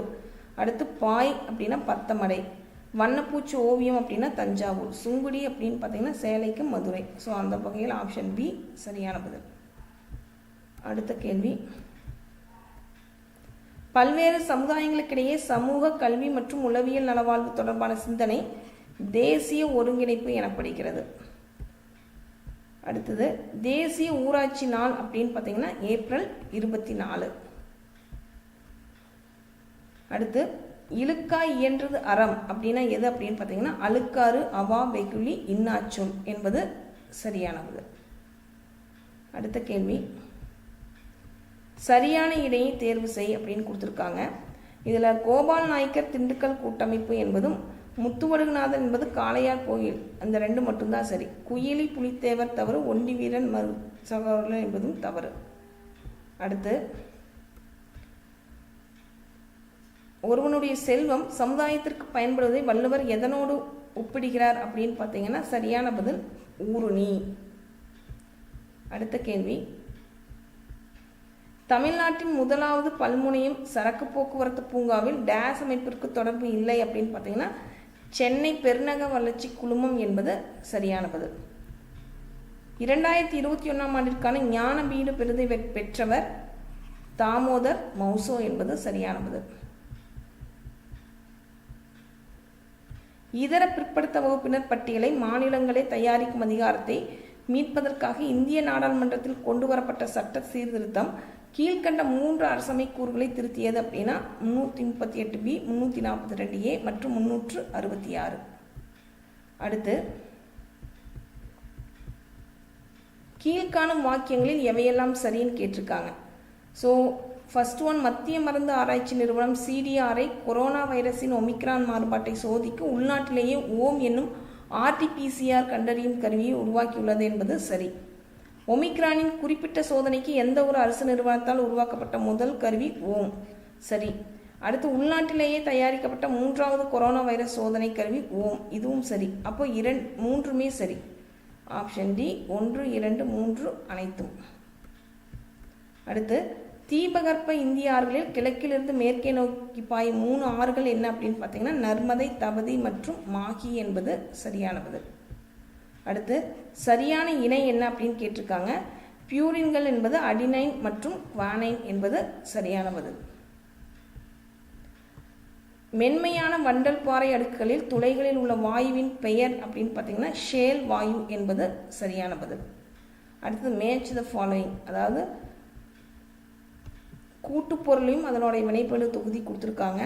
ஸோ இப்போ ஆல்கஹால் அப்படின்னு பார்த்தீங்கன்னா OH, ஆல்டிஹைடு அப்படின்னு பார்த்தீங்கன்னா CHO, கீட்டோன் என்பது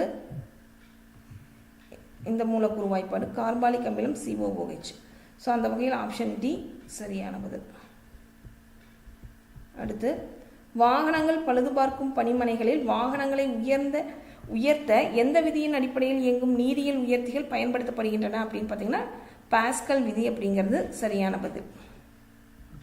அடுத்த கேள்வி, கீழ்காணும் சமன்பாடுகளில் எது விசைக்கான சமன்பாடு இல்லை அப்படின்னு கேட்டிருக்காங்க. ஸோ செகண்ட் ஒன் மட்டும்தான், F = ma, இந்த 3மே விசைக்கான சமன்பாடுகள் தான், இதுதான் அதுக்கு பொருந்தாதது. ஸோ அதுக்கு இந்த கொஷின் கரெக்டான பதில் ஆப்ஷன் பி. அடுத்து கீழ்கண்ட கலப்படத்தை உணவோடு இணை செய் அப்படின்னு கேட்டிருக்காங்க. ஹைட்ரஜன் பெராக்சைடு பாலுடன், உணவு நிறமூட்டிகள் என்பது பசுமை தோற்றம், கால்சியம் கார்பனைடு வாழைப்பழத்தை பழுக்க வைப்பதற்கு, கார்பன் மிளகு பளபளப்பான தோற்றம். ஸோ இதெல்லாம் வச்சு தான் ஃப்ரூட்ஸுக்கு வெஜிடபிள்ஸ்க்கு கலர் கொடுக்குறாங்க. அடுத்து பொறுத்துக, சிவசுப்பிரமணியர் என்பது நாகலாபுரம், கட்டபொம்மன் கயத்தாறு கோட்டை, மருது சகோதரர்கள் திருப்பத்தூர் கோட்டை, தீரன் சிம்மன்மலை சங்கரி கோட்டை. ஸோ ஆப்ஷன் ஏ சரியான பதில். கீழ்கண்டவற்றுள் தவறான கூற்று என்னன்னு கேட்டிருக்காங்க. தவறானது சிவாஜியின் படை வீரர்கள் சூரத்தை 1665 சூறையாடினர் என்பதுதான் தவறான கூற்று. அடுத்து சரியான கூற்றுகள் கண்டுபிடி. பாரதியின் இந்திய வாரதல் மிதவாத தேசியவாதிகளின் குரலாக திகழ்ந்தது சரி இல்லை, இது தவறு. 1907 சூரத் காங்கிரஸ் மாநாட்டில் பாரதி கலந்து கொண்டார் சரி. சக்கரவர்த்தினி, சுதேசமித்திரம் போன்ற பத்திரிகையில் பாரதி பணியாற்றினார் சரி.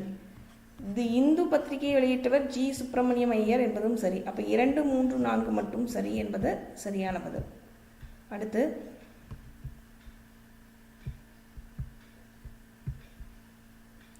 சரியான கூற்று, பாளையக்காரர் முறை காக்கத்திய பேரரசின் நடைமுறையில் இருந்தது சரி. கான் சாஹிப்பின் இறப்பதற்கு பின் புலித்தேவர் நெற்கட்டும் சேவலை 1764 மீண்டும் கைப்பற்றினார் சரி. கம்பெனி நிர்வாகத்திற்கு தகவல் அளிக்காமல் பாளையக்காரர்களே பேச்சுவார்த்தையில் ஈடுபட்டதால் யூசப் கான் துரோகி என்று குற்றம் சுமத்தப்பட்டு 1764 தூக்கிலிடப்பட்டார் சரி. ஒண்டி வீரன் கட்டபொம்மனின் படைப்பிரிவில் ஒன்றை தலைமையேற்று வழிநடத்தினார் தவறு. அப்போ 4th one தவறு. அப்போ 1, 2, 3 மட்டும் சரி, ஆப்ஷன் பி. அடுத்து பின்வரும் பத்தியை படித்து பின்வரும் வினாவிற்கு பதிலளிக்கும். இந்த பகுதிக்கான உங்கள் பதில் பத்தியின் அடிப்படையில் மட்டுமே இருக்க வேண்டும் அப்படின்னு கேட்டிருக்காங்க. அதுக்கான பத்தி கொடுத்துருக்காங்க. சுதேசி ஸ்டீம் நேவிகேஷன் நிறுவனத்தின் உருவாக்கம் சுதந்திர இந்தியாவின் வரலாற்றில் ஒரு அற்புதமான வளர்ச்சியை குறித்தது. தமிழர்களின் கப்பல் கட்டும் பாரம்பரியத்தை மீட்டெடுக்கும் ஆர்வத்தில் மக்களுக்கு கப்பல் கட்டுவதில் நடைமுறை பயிற்சி அளிக்கவும் கடல் போக்குவரத்தில் பிரிட்டிஷ் ஏகபோதத்திற்கு சவால் விடுதல் உறுதியாகவும் வ.உ. சிதம்பரனார் 1906 ஷியாலில் ஒரு நேவிகேஷன் நிறுவனத்தை உருவாக்குவதற்காக தமது முடிவை அறிவித்தார். பின்வருவற்றில் எது பத்தியில் சிறப்பாக குறிப்பிடப்படுகிறது அப்படின்னா ஆப்ஷன் டி. கப்பல் கட்டும் பாரம்பரியத்தில் தமிழர்களின் அறிவை மீட்டெடுப்பது நேவிகேஷன் நிறுவனத்தை உருவாக்கியதன் நோக்கம் அப்படிங்கிறது சரி. அடுத்து குப்தர் காலத்தில் நிலங்கள் எதில் சரியா இருக்கு அப்படின்னு பார்த்தீங்கன்னா சேத்ரா அப்படின்னு பார்த்தீங்கன்னா சேத்ரா என்பது வேளாண்மைக்கு உகந்த இடம். கிலா என்பது பார்த்தீங்கன்னா தரிசு நிலம். அடுத்தது அப்ரகதா என்பது எதோட தொடர்புனா வனநிலம். வஸ்தி என்பது தான் குடியிருப்பதற்கு உகந்த நிலம். ஸோ ஆப்ஷன் சி சரியான பதில். அடுத்த கேள்வி, நிதி ஆயோக் பற்றிய எந்த கூற்று சரியானதுன்னு கேட்டிருக்காங்க. அப்போ இந்திய பிரதமர் நிதி ஆயோக்கின் தலைவர் அப்படிங்கிறது மட்டும்தான் சரி, ஆப்ஷன் பி.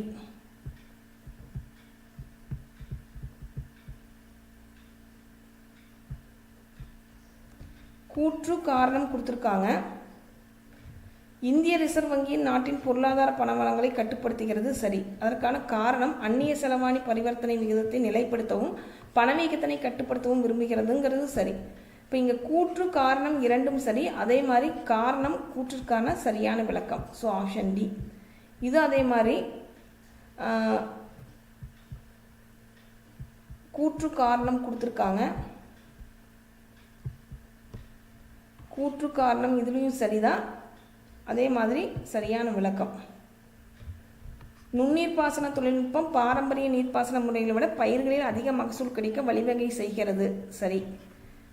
காரணம் நுண்ணீர் பாசன திட்டத்தில் அளவான நீர் சீரான கால இடைவெளியில் பாய்ச்சப்படுகிறது. பணியாட்களின் செலவை குறைத்து உர பயன்பாட்டு திறன் அதிகரிப்பதோடு விளைச்சலையும் அதிகரிக்கிறது என்பதும் சரி.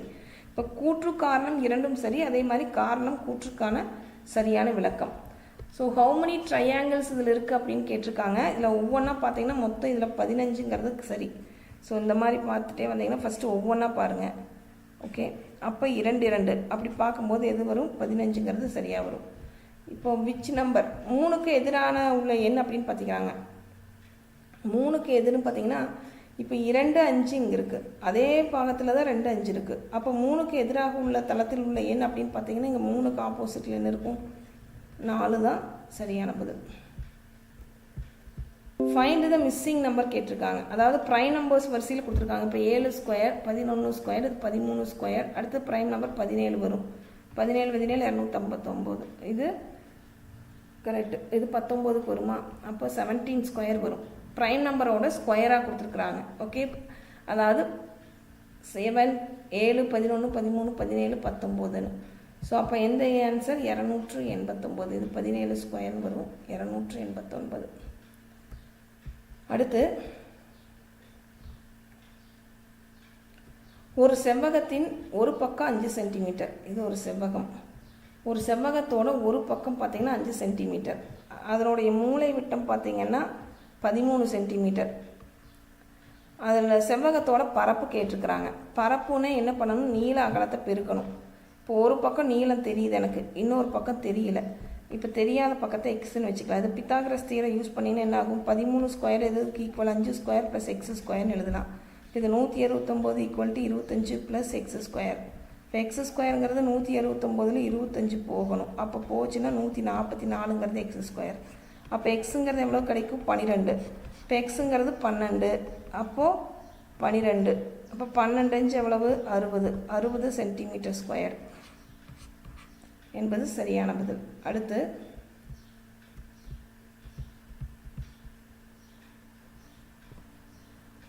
ஒருவர் ஒரு குறிப்பிட்ட வேலைக்காக பணியமர்த்தப்பட்டார். ஆனால் அவர் சில நாட்களுக்கு வேலைக்கு வராமல் வேலை செய்த நாட்களுக்காக ஊதியமாக 1387 பெற்றார். அவர் அனைத்து நாட்களும் வேலை செய்திருந்தால் ஊதியமாக 1752 பெற்றிருப்பார். எனில் அவர் வேலை செய்த நாட்கள் என்ன அப்படின்னு கேட்டிருக்காங்க.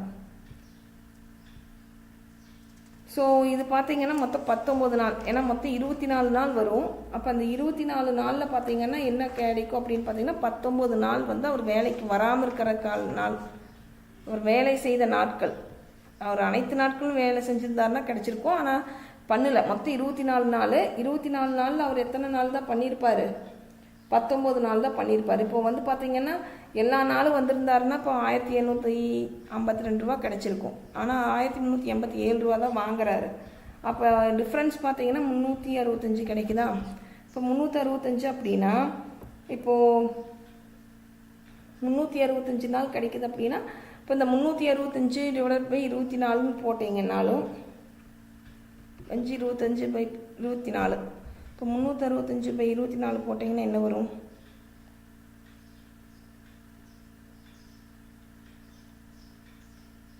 ஒரு 15 புள்ளின்னு வரும். இப்போ 15 அந்த மாதிரி வரும். அப்போது நீங்கள் என்ன கிடைக்கும்? அப்போது அவர் எத்தனை நாள்? 1387 ரூபா தான் வாங்கியிருக்கிறாரு. ஸோ இதில் நீங்கள் எவ்வளோ போடணும் அப்படின்னா ஒரு நாளைக்கு 15னா அப்போ 19 தான். இப்போ இதுக்கு அவர் வேலை செய்த நாட்களுக்கு எவ்வளோ நாள் வரும்? 19 தான் சரியாக வரும். அடுத்து கொடுக்கப்பட்ட 3 எண்களின் பெருக்கற்பலன் வந்து 1875. அவற்றின் மீப்போவா அதாவது ஹெச்சிஎஃப் கொடுத்துட்டாங்க. என்ன கேட்டிருக்காங்க? மீப்போவா ஹெச்சிஎஃப் கொடுத்துட்டாங்க. மீப்போமான எல்சிஎம் என்னன்னு கேட்குறாங்க. ஓகே, அப்போது 3 எண் அப்படின்னா அந்த எண்ணுகளை எக்ஸு ஒய் இசட்னு வச்சுக்கோங்க. இப்போ இரு எண்களின் பெருக்கற்பலன் அப்படின்னா அதோட ஹெச்சிஎஃப் எல்சிஎம்க்கு சமம்னு பார்த்துருக்கோம். அப்போ இரு எண்களின்னு பார்க்கும்போது அந்த நம்பருக்கு பவர் n-1 போது 2-1, அப்போது 5 பவர் பண்ணால் 5 பவர் 1ன்னு இருக்கும்.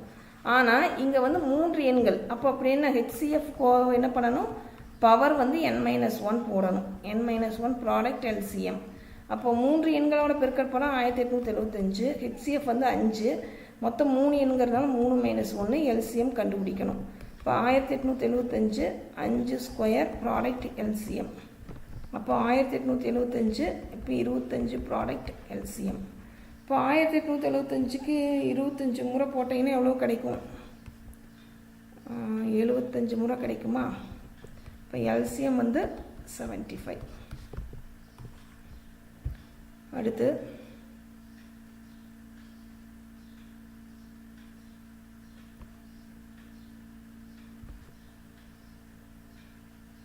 5 ஒரு பகுதி மற்றும் 8 ஒரு பகுதி என இரு பகுதியாக பிரிக்கப்பட்ட எண் 94 விகிதம் 3:4 எனில் அந்த எண்ணோட முதல் பகுதி என்ன அப்படின்னு கேட்டிருக்காங்க. ஓகே, ஸோ 5 ஒரு பகுதி, சரிங்களா? இப்போது மொத்தம் பார்த்தீங்கன்னா 94.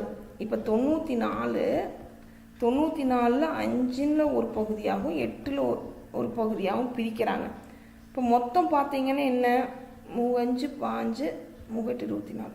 அப்போ இது எந்த விகிதத்தில் இருக்கும் அப்படின்னா 3:4.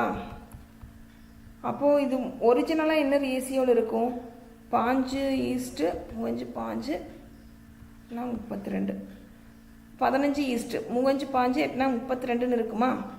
ஏன்னா 3:4 கொடுத்துருக்காங்க. அப்போ முதல் இதோட ஒரிஜினல் ரேஷியோ என்னவா இருக்கும், 15:32. இப்போ எது கேட்டிருக்காங்க, 94 கேட்டிருக்காங்க. அப்போது 5 32 ஆட் பண்ணிங்கன்னா எவ்வளோ கிடைக்கும், 47 கிடைக்கும். இப்போ 47ல் 94க்கு வந்து அடிச்சிங்கன்னா எவ்வளோ கிடைக்கும், 47 94ன்னு போட்டிங்கன்னா 2 முறை கிடைக்குமா?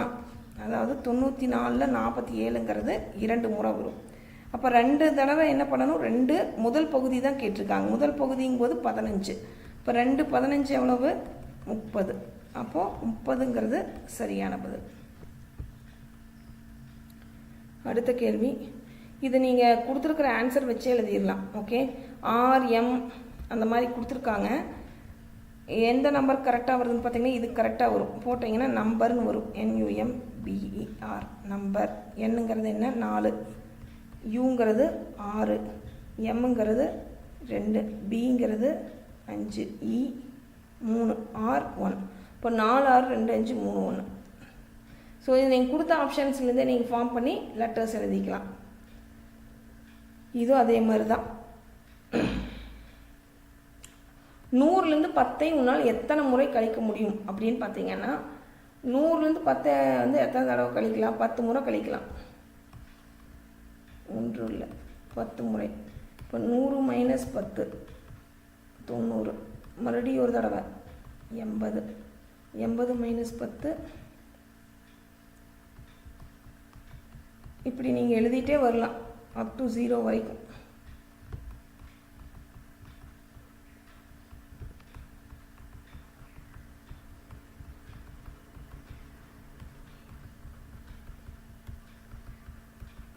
இப்போ கவுண்ட் பண்ணிங்கன்னா எவ்வளவு, 1 2 3 4 5 6 7 8 9 10 முறை வரும்.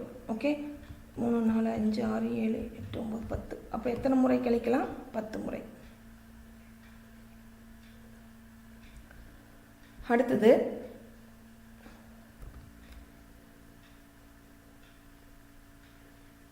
முகேஷ் ஒரு நாளில் 2/7 பகுதி வேலையை செய்து முடிப்பார் எனில் எத்தனை நாட்களில் அவ்வேலையை முழுமையாக செய்து முடிப்பார் அப்படின்னு பார்த்தீங்கன்னா அதோட ரெசிப்ரோக்கல் தான் 7/2. 7/2ன்னு எவ்வளவு, 3 2 6 3 1/2, 3 நாள். ஓகே, அந்த எண்ணோடையே நீங்கள் என்ன போட்டுக்கணும், ரெசிப்ரோக்கல் போட்டிங்கன்னா அவ்வளோதான், 3 1/2. அடுத்த கேள்வி,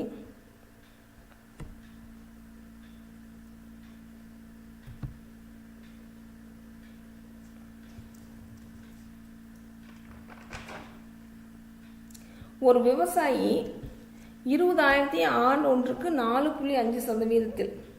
ஓகே, ஒரு விவசாயி வந்து 20,000 ஆண்டு ஒன்றுக்கு 4.5 தனி வட்டியில் ஒருவரிடமிருந்து கடனாக பெறுகிறார். 5 ஆண்டுகளுக்கு பின் அவர் முழுவதும் கடனை அடைக்க செலுத்த வேண்டிய தொகை என்ன அப்படின்னு கேட்டிருக்கிறாங்க. ஓகே, இப்போது 20,000 ஆண்டு ஒன்றுக்கு எவ்வளோ கடனாக பெறுறார் அப்படின்னு பார்த்தீங்கன்னா 4.5% தனி வட்டி விகிதத்தில் வாங்குறார். ஓகேவா, இப்போ 20,000 4.5 PNR எத்தனைக்கு? 5 ஆண்டுகளுக்கு. என்னங்கிறது 5, ஆறுங்கிறது 4.5% பை 100 இஸ் ஈக்குவல் டு எவ்வளவு வரும்னு பார்த்தீங்கன்னா எவ்வளோ வரும்? 4,500 வரும். இதை அடிச்சிங்கன்னா 2 ஜீரோ போயிடும். இதை பெருக்குனீங்கன்னா என்ன ஆகுன்னா 4,500. ஆனால் ஆன்சர் 4,500 எழுதுவீங்க, அது தவறு. ஏன்னா அவர் கடனை முழுவதும் அடைக்க செலுத்த வேண்டிய தொகை முழுவதும் அடைக்க அப்படின்னா அந்த 20,000 என்ன பண்ணணும்? இந்த 4,500 கூட்டிக்கணும். கூட்டுனீங்கன்னா 24,500 தான் பதில் எழுதணும். ஸோ நீங்கள் எடுத்தது வந்து கேல்குலேட் பண்ணி 4,500 ஆப்ஷன் இருக்குது, அடிச்சுட்டு போயிடுவீங்க, அது தப்பு. ஓகே, ஸோ கொஷின் அதனால் ரொம்ப கேர்ஃபுல்லாக படிக்கணும். அடுத்த கேள்வி,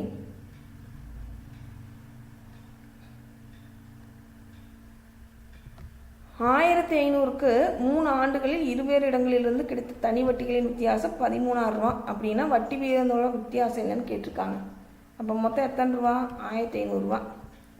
3 ஆண்டுகளில் R1 கண்டுபிடிக்கணும் பை 100 மைனஸ் இன்னொன்று 1,500 ரூபாய்க்கு அதே 3 ஆண்டுகளில் இன்னொரு வட்டி, அதாவது R2ன்னு வச்சுக்கோங்க, பை 100 இஸ் ஈக்குவல் டு எவ்வளோன்னு கொடுத்துருக்காங்க? 1350. 13.50. இப்போ இது எல்சிஎம் எடுத்தீங்கன்னா, அதாவது எல்சிஎம் இல்லை 100 அந்த பக்கம் கொண்டு போயிட்டீங்கன்னா என்ன ஆயிரும்னா 1,500 பெருக்கல் 3 பெருக்கல் R1 மைனஸ் 1,500 பெருக்கல் 3 பெருக்கல் R2. இப்போ இந்த 100 இங்கே போகும்போது இங்கே 2 புள்ளி இருக்கா தள்ளி, அப்போ அது போயிடும். அப்போ 1,350ன்னு வரும். இப்போ இந்த ரெண்டுலேயும் காமனாக இருக்கிறது 1,500 3 வெளியே எடுத்துட்டிங்கன்னா வேறு என்ன இருக்கும்? R1 மைனஸ் R2ன்னு இருக்கும், அந்த பக்கம் அப்படியே. இப்போது R1 மைனஸ் R2 தானே உங்களுக்கு வேணும். அப்போ 1,350 டிவைடட் பை 1,500 பெருக்கல் 3. ஸோ இதை நீங்கள் கேன்சல் பண்ணிங்கன்னா என்ன வரும் அப்படின்னு பார்த்தீங்கன்னா 0.3 கிடைக்கும். 3/10ன்னு வரும். ஒரு 0க்கு 0 போச்சு. இதை கேன்சல் பண்ணிங்கன்னா 3/10ன்னு வரும். ஸோ 3/10ன்னு என்ன? 0.3%. அப்போது சரியான பதில் 0.3%. அடுத்த கேள்வி, தவறாக பொருந்தியுள்ளது எது அப்படின்னு பார்த்தீங்கன்னா செகண்ட் ஒன்று தான். அரசியலமைப்பு பிரிவு 17 என்பது பொது வேலை வாய்ப்புகளில் சம வாய்ப்பு என்பது தவறானது. அடுத்து, இந்திய அரசியலமைப்பு சாசனத்தின் வழிகாட்டு நெறிமுறைகள் டேஷ்போல் தோற்றம் அளிப்பவை அப்படின்னு கேட்டிருக்காங்க. அறிவுறுத்தல் செயற்கருவி 1935 என்பது சரியான பதில். அடுத்து, பொறுத்துக கொடுத்துருக்காங்க.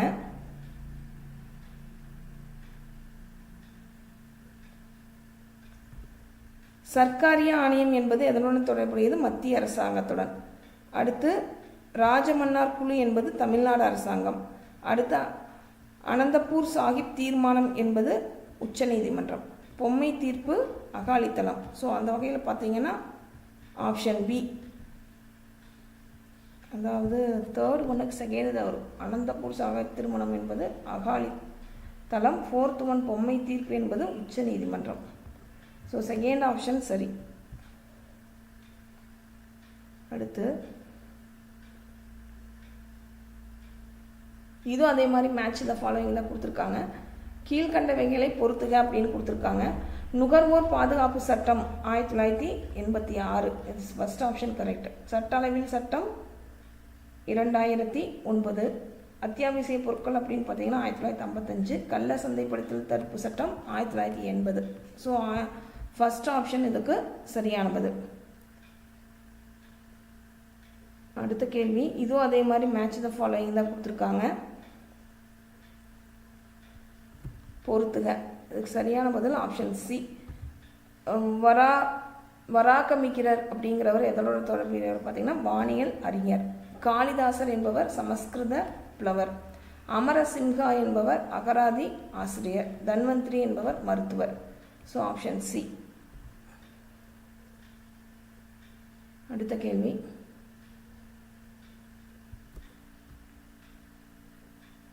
கிபி 1ஆம் நூற்றாண்டில் கிறித்துவ மதம் இந்தியாவில் இயேசுவின் சீடரான டேஸ் என்பவரை கொண்டு வரப்பட்டது அப்படின்னு பார்த்தீங்கன்னா புனித தாமஸ் என்பது சரியான பதில்.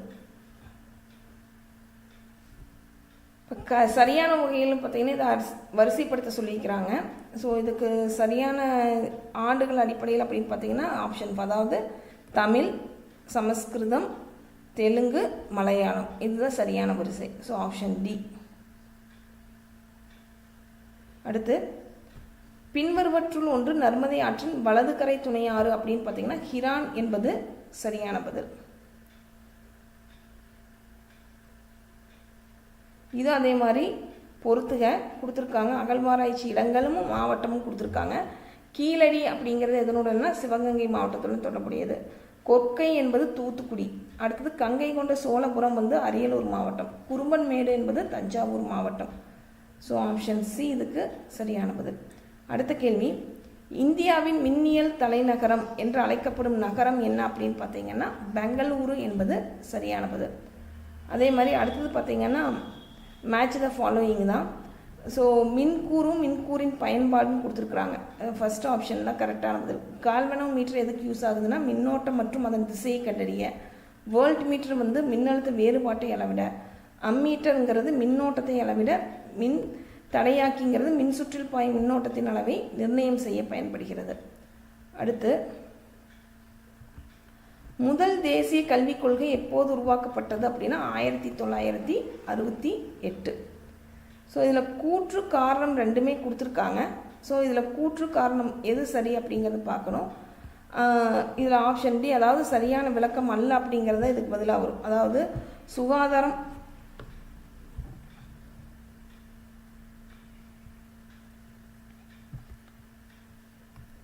வலியுறுத்தல் என்ன அப்படின்னா சுகாதாரம் மற்றும் குடும்பநல கொள்கை குறிப்பு 2021-22 படி கோவிட் தொற்று சவாலின் போது தமிழக அரசு மிகவும் சிறப்பாக தனது கவனத்தை தாய் மற்றும் குழந்தை பராமரிப்பு சுகாதார முயற்சிகள் மற்றும் சேவை மற்றும் பிற தொற்று நோய்கள் மற்றும் தொற்றாத நோய்களில் திறம்பட சேவையாற்றியது. அதே காரணம் என்ன, இந்தியாவில் மருத்துவரும் நோயாளிகளுக்கான விகிதம் மிக அதிக அளவில் உள்ளவற்றில் தமிழ்நாடும் ஒன்று. இப்போ ரெண்டுமே பார்த்தீங்கன்னா கரெக்டு தான். ஆனால் ஆறுங்கிறது சரியான விளக்கமாக அமையலை கூற்றுக்கு. ஸோ அந்த வகையில் பார்த்தீங்கன்னா ஆப்ஷன் டி இல்லை சரியான பதில். அடுத்த கேள்வி,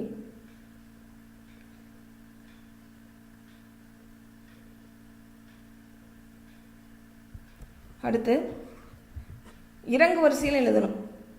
அதாவது மாவட்டங்களை அவை கொண்டுள்ள காடுகள் அளவை கொண்டு என்ன இறங்கு வரிசையில் நம்ம ஃபஸ்ட்டு எழுதணும். அப்போ ஃபஸ்ட்டு ஒன் என்ன வரும்னா தருமபுரி, அடுத்து கோயம்புத்தூர், அடுத்து ஈரோடு, அடுத்து வேலூர். ஸோ அந்த வகையில் பார்த்தீங்கன்னா ஆப்ஷன் டி சரியான பதில்.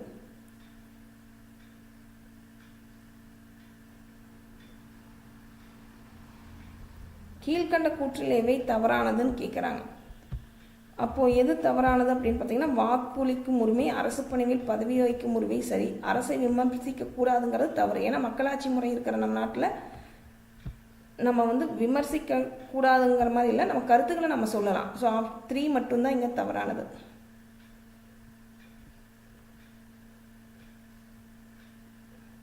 அடுத்து, நாட்டிற்கு அணிகலனானவற்றை வள்ளுவர் எந்த வரிசையில் தந்துள்ளார் அப்படின்னா ஃபஸ்ட்டு பிணியின்மை, அடுத்து செல்வம், அடுத்து விளைவு, அடுத்து இது 3வது, அடுத்து 4வது இன்பம், 5வது ஏமம்.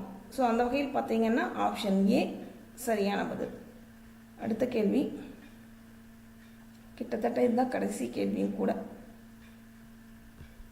ஒருவருக்கு சிறந்த அணிகலனாக இருப்பவை என வள்ளுவர் எவற்றை குறிப்பிடுகிறார் அப்படின்னு பார்த்தீங்கன்னா பணிவும் இன்சொல்லும் அப்படிங்கிறது சரியான பதில். ஸோ இத்துடன் பார்த்தீங்கன்னா 2022ஆம் ஆண்டிற்கான குரூப் 4 கொஷின் பேப்பர் அனாலிசிஸ் முடிஞ்சது. மீண்டும் இன்னொரு கொஷின் பேப்பரோடு உங்களை சந்திக்கிறேன். நன்றி, வணக்கம்.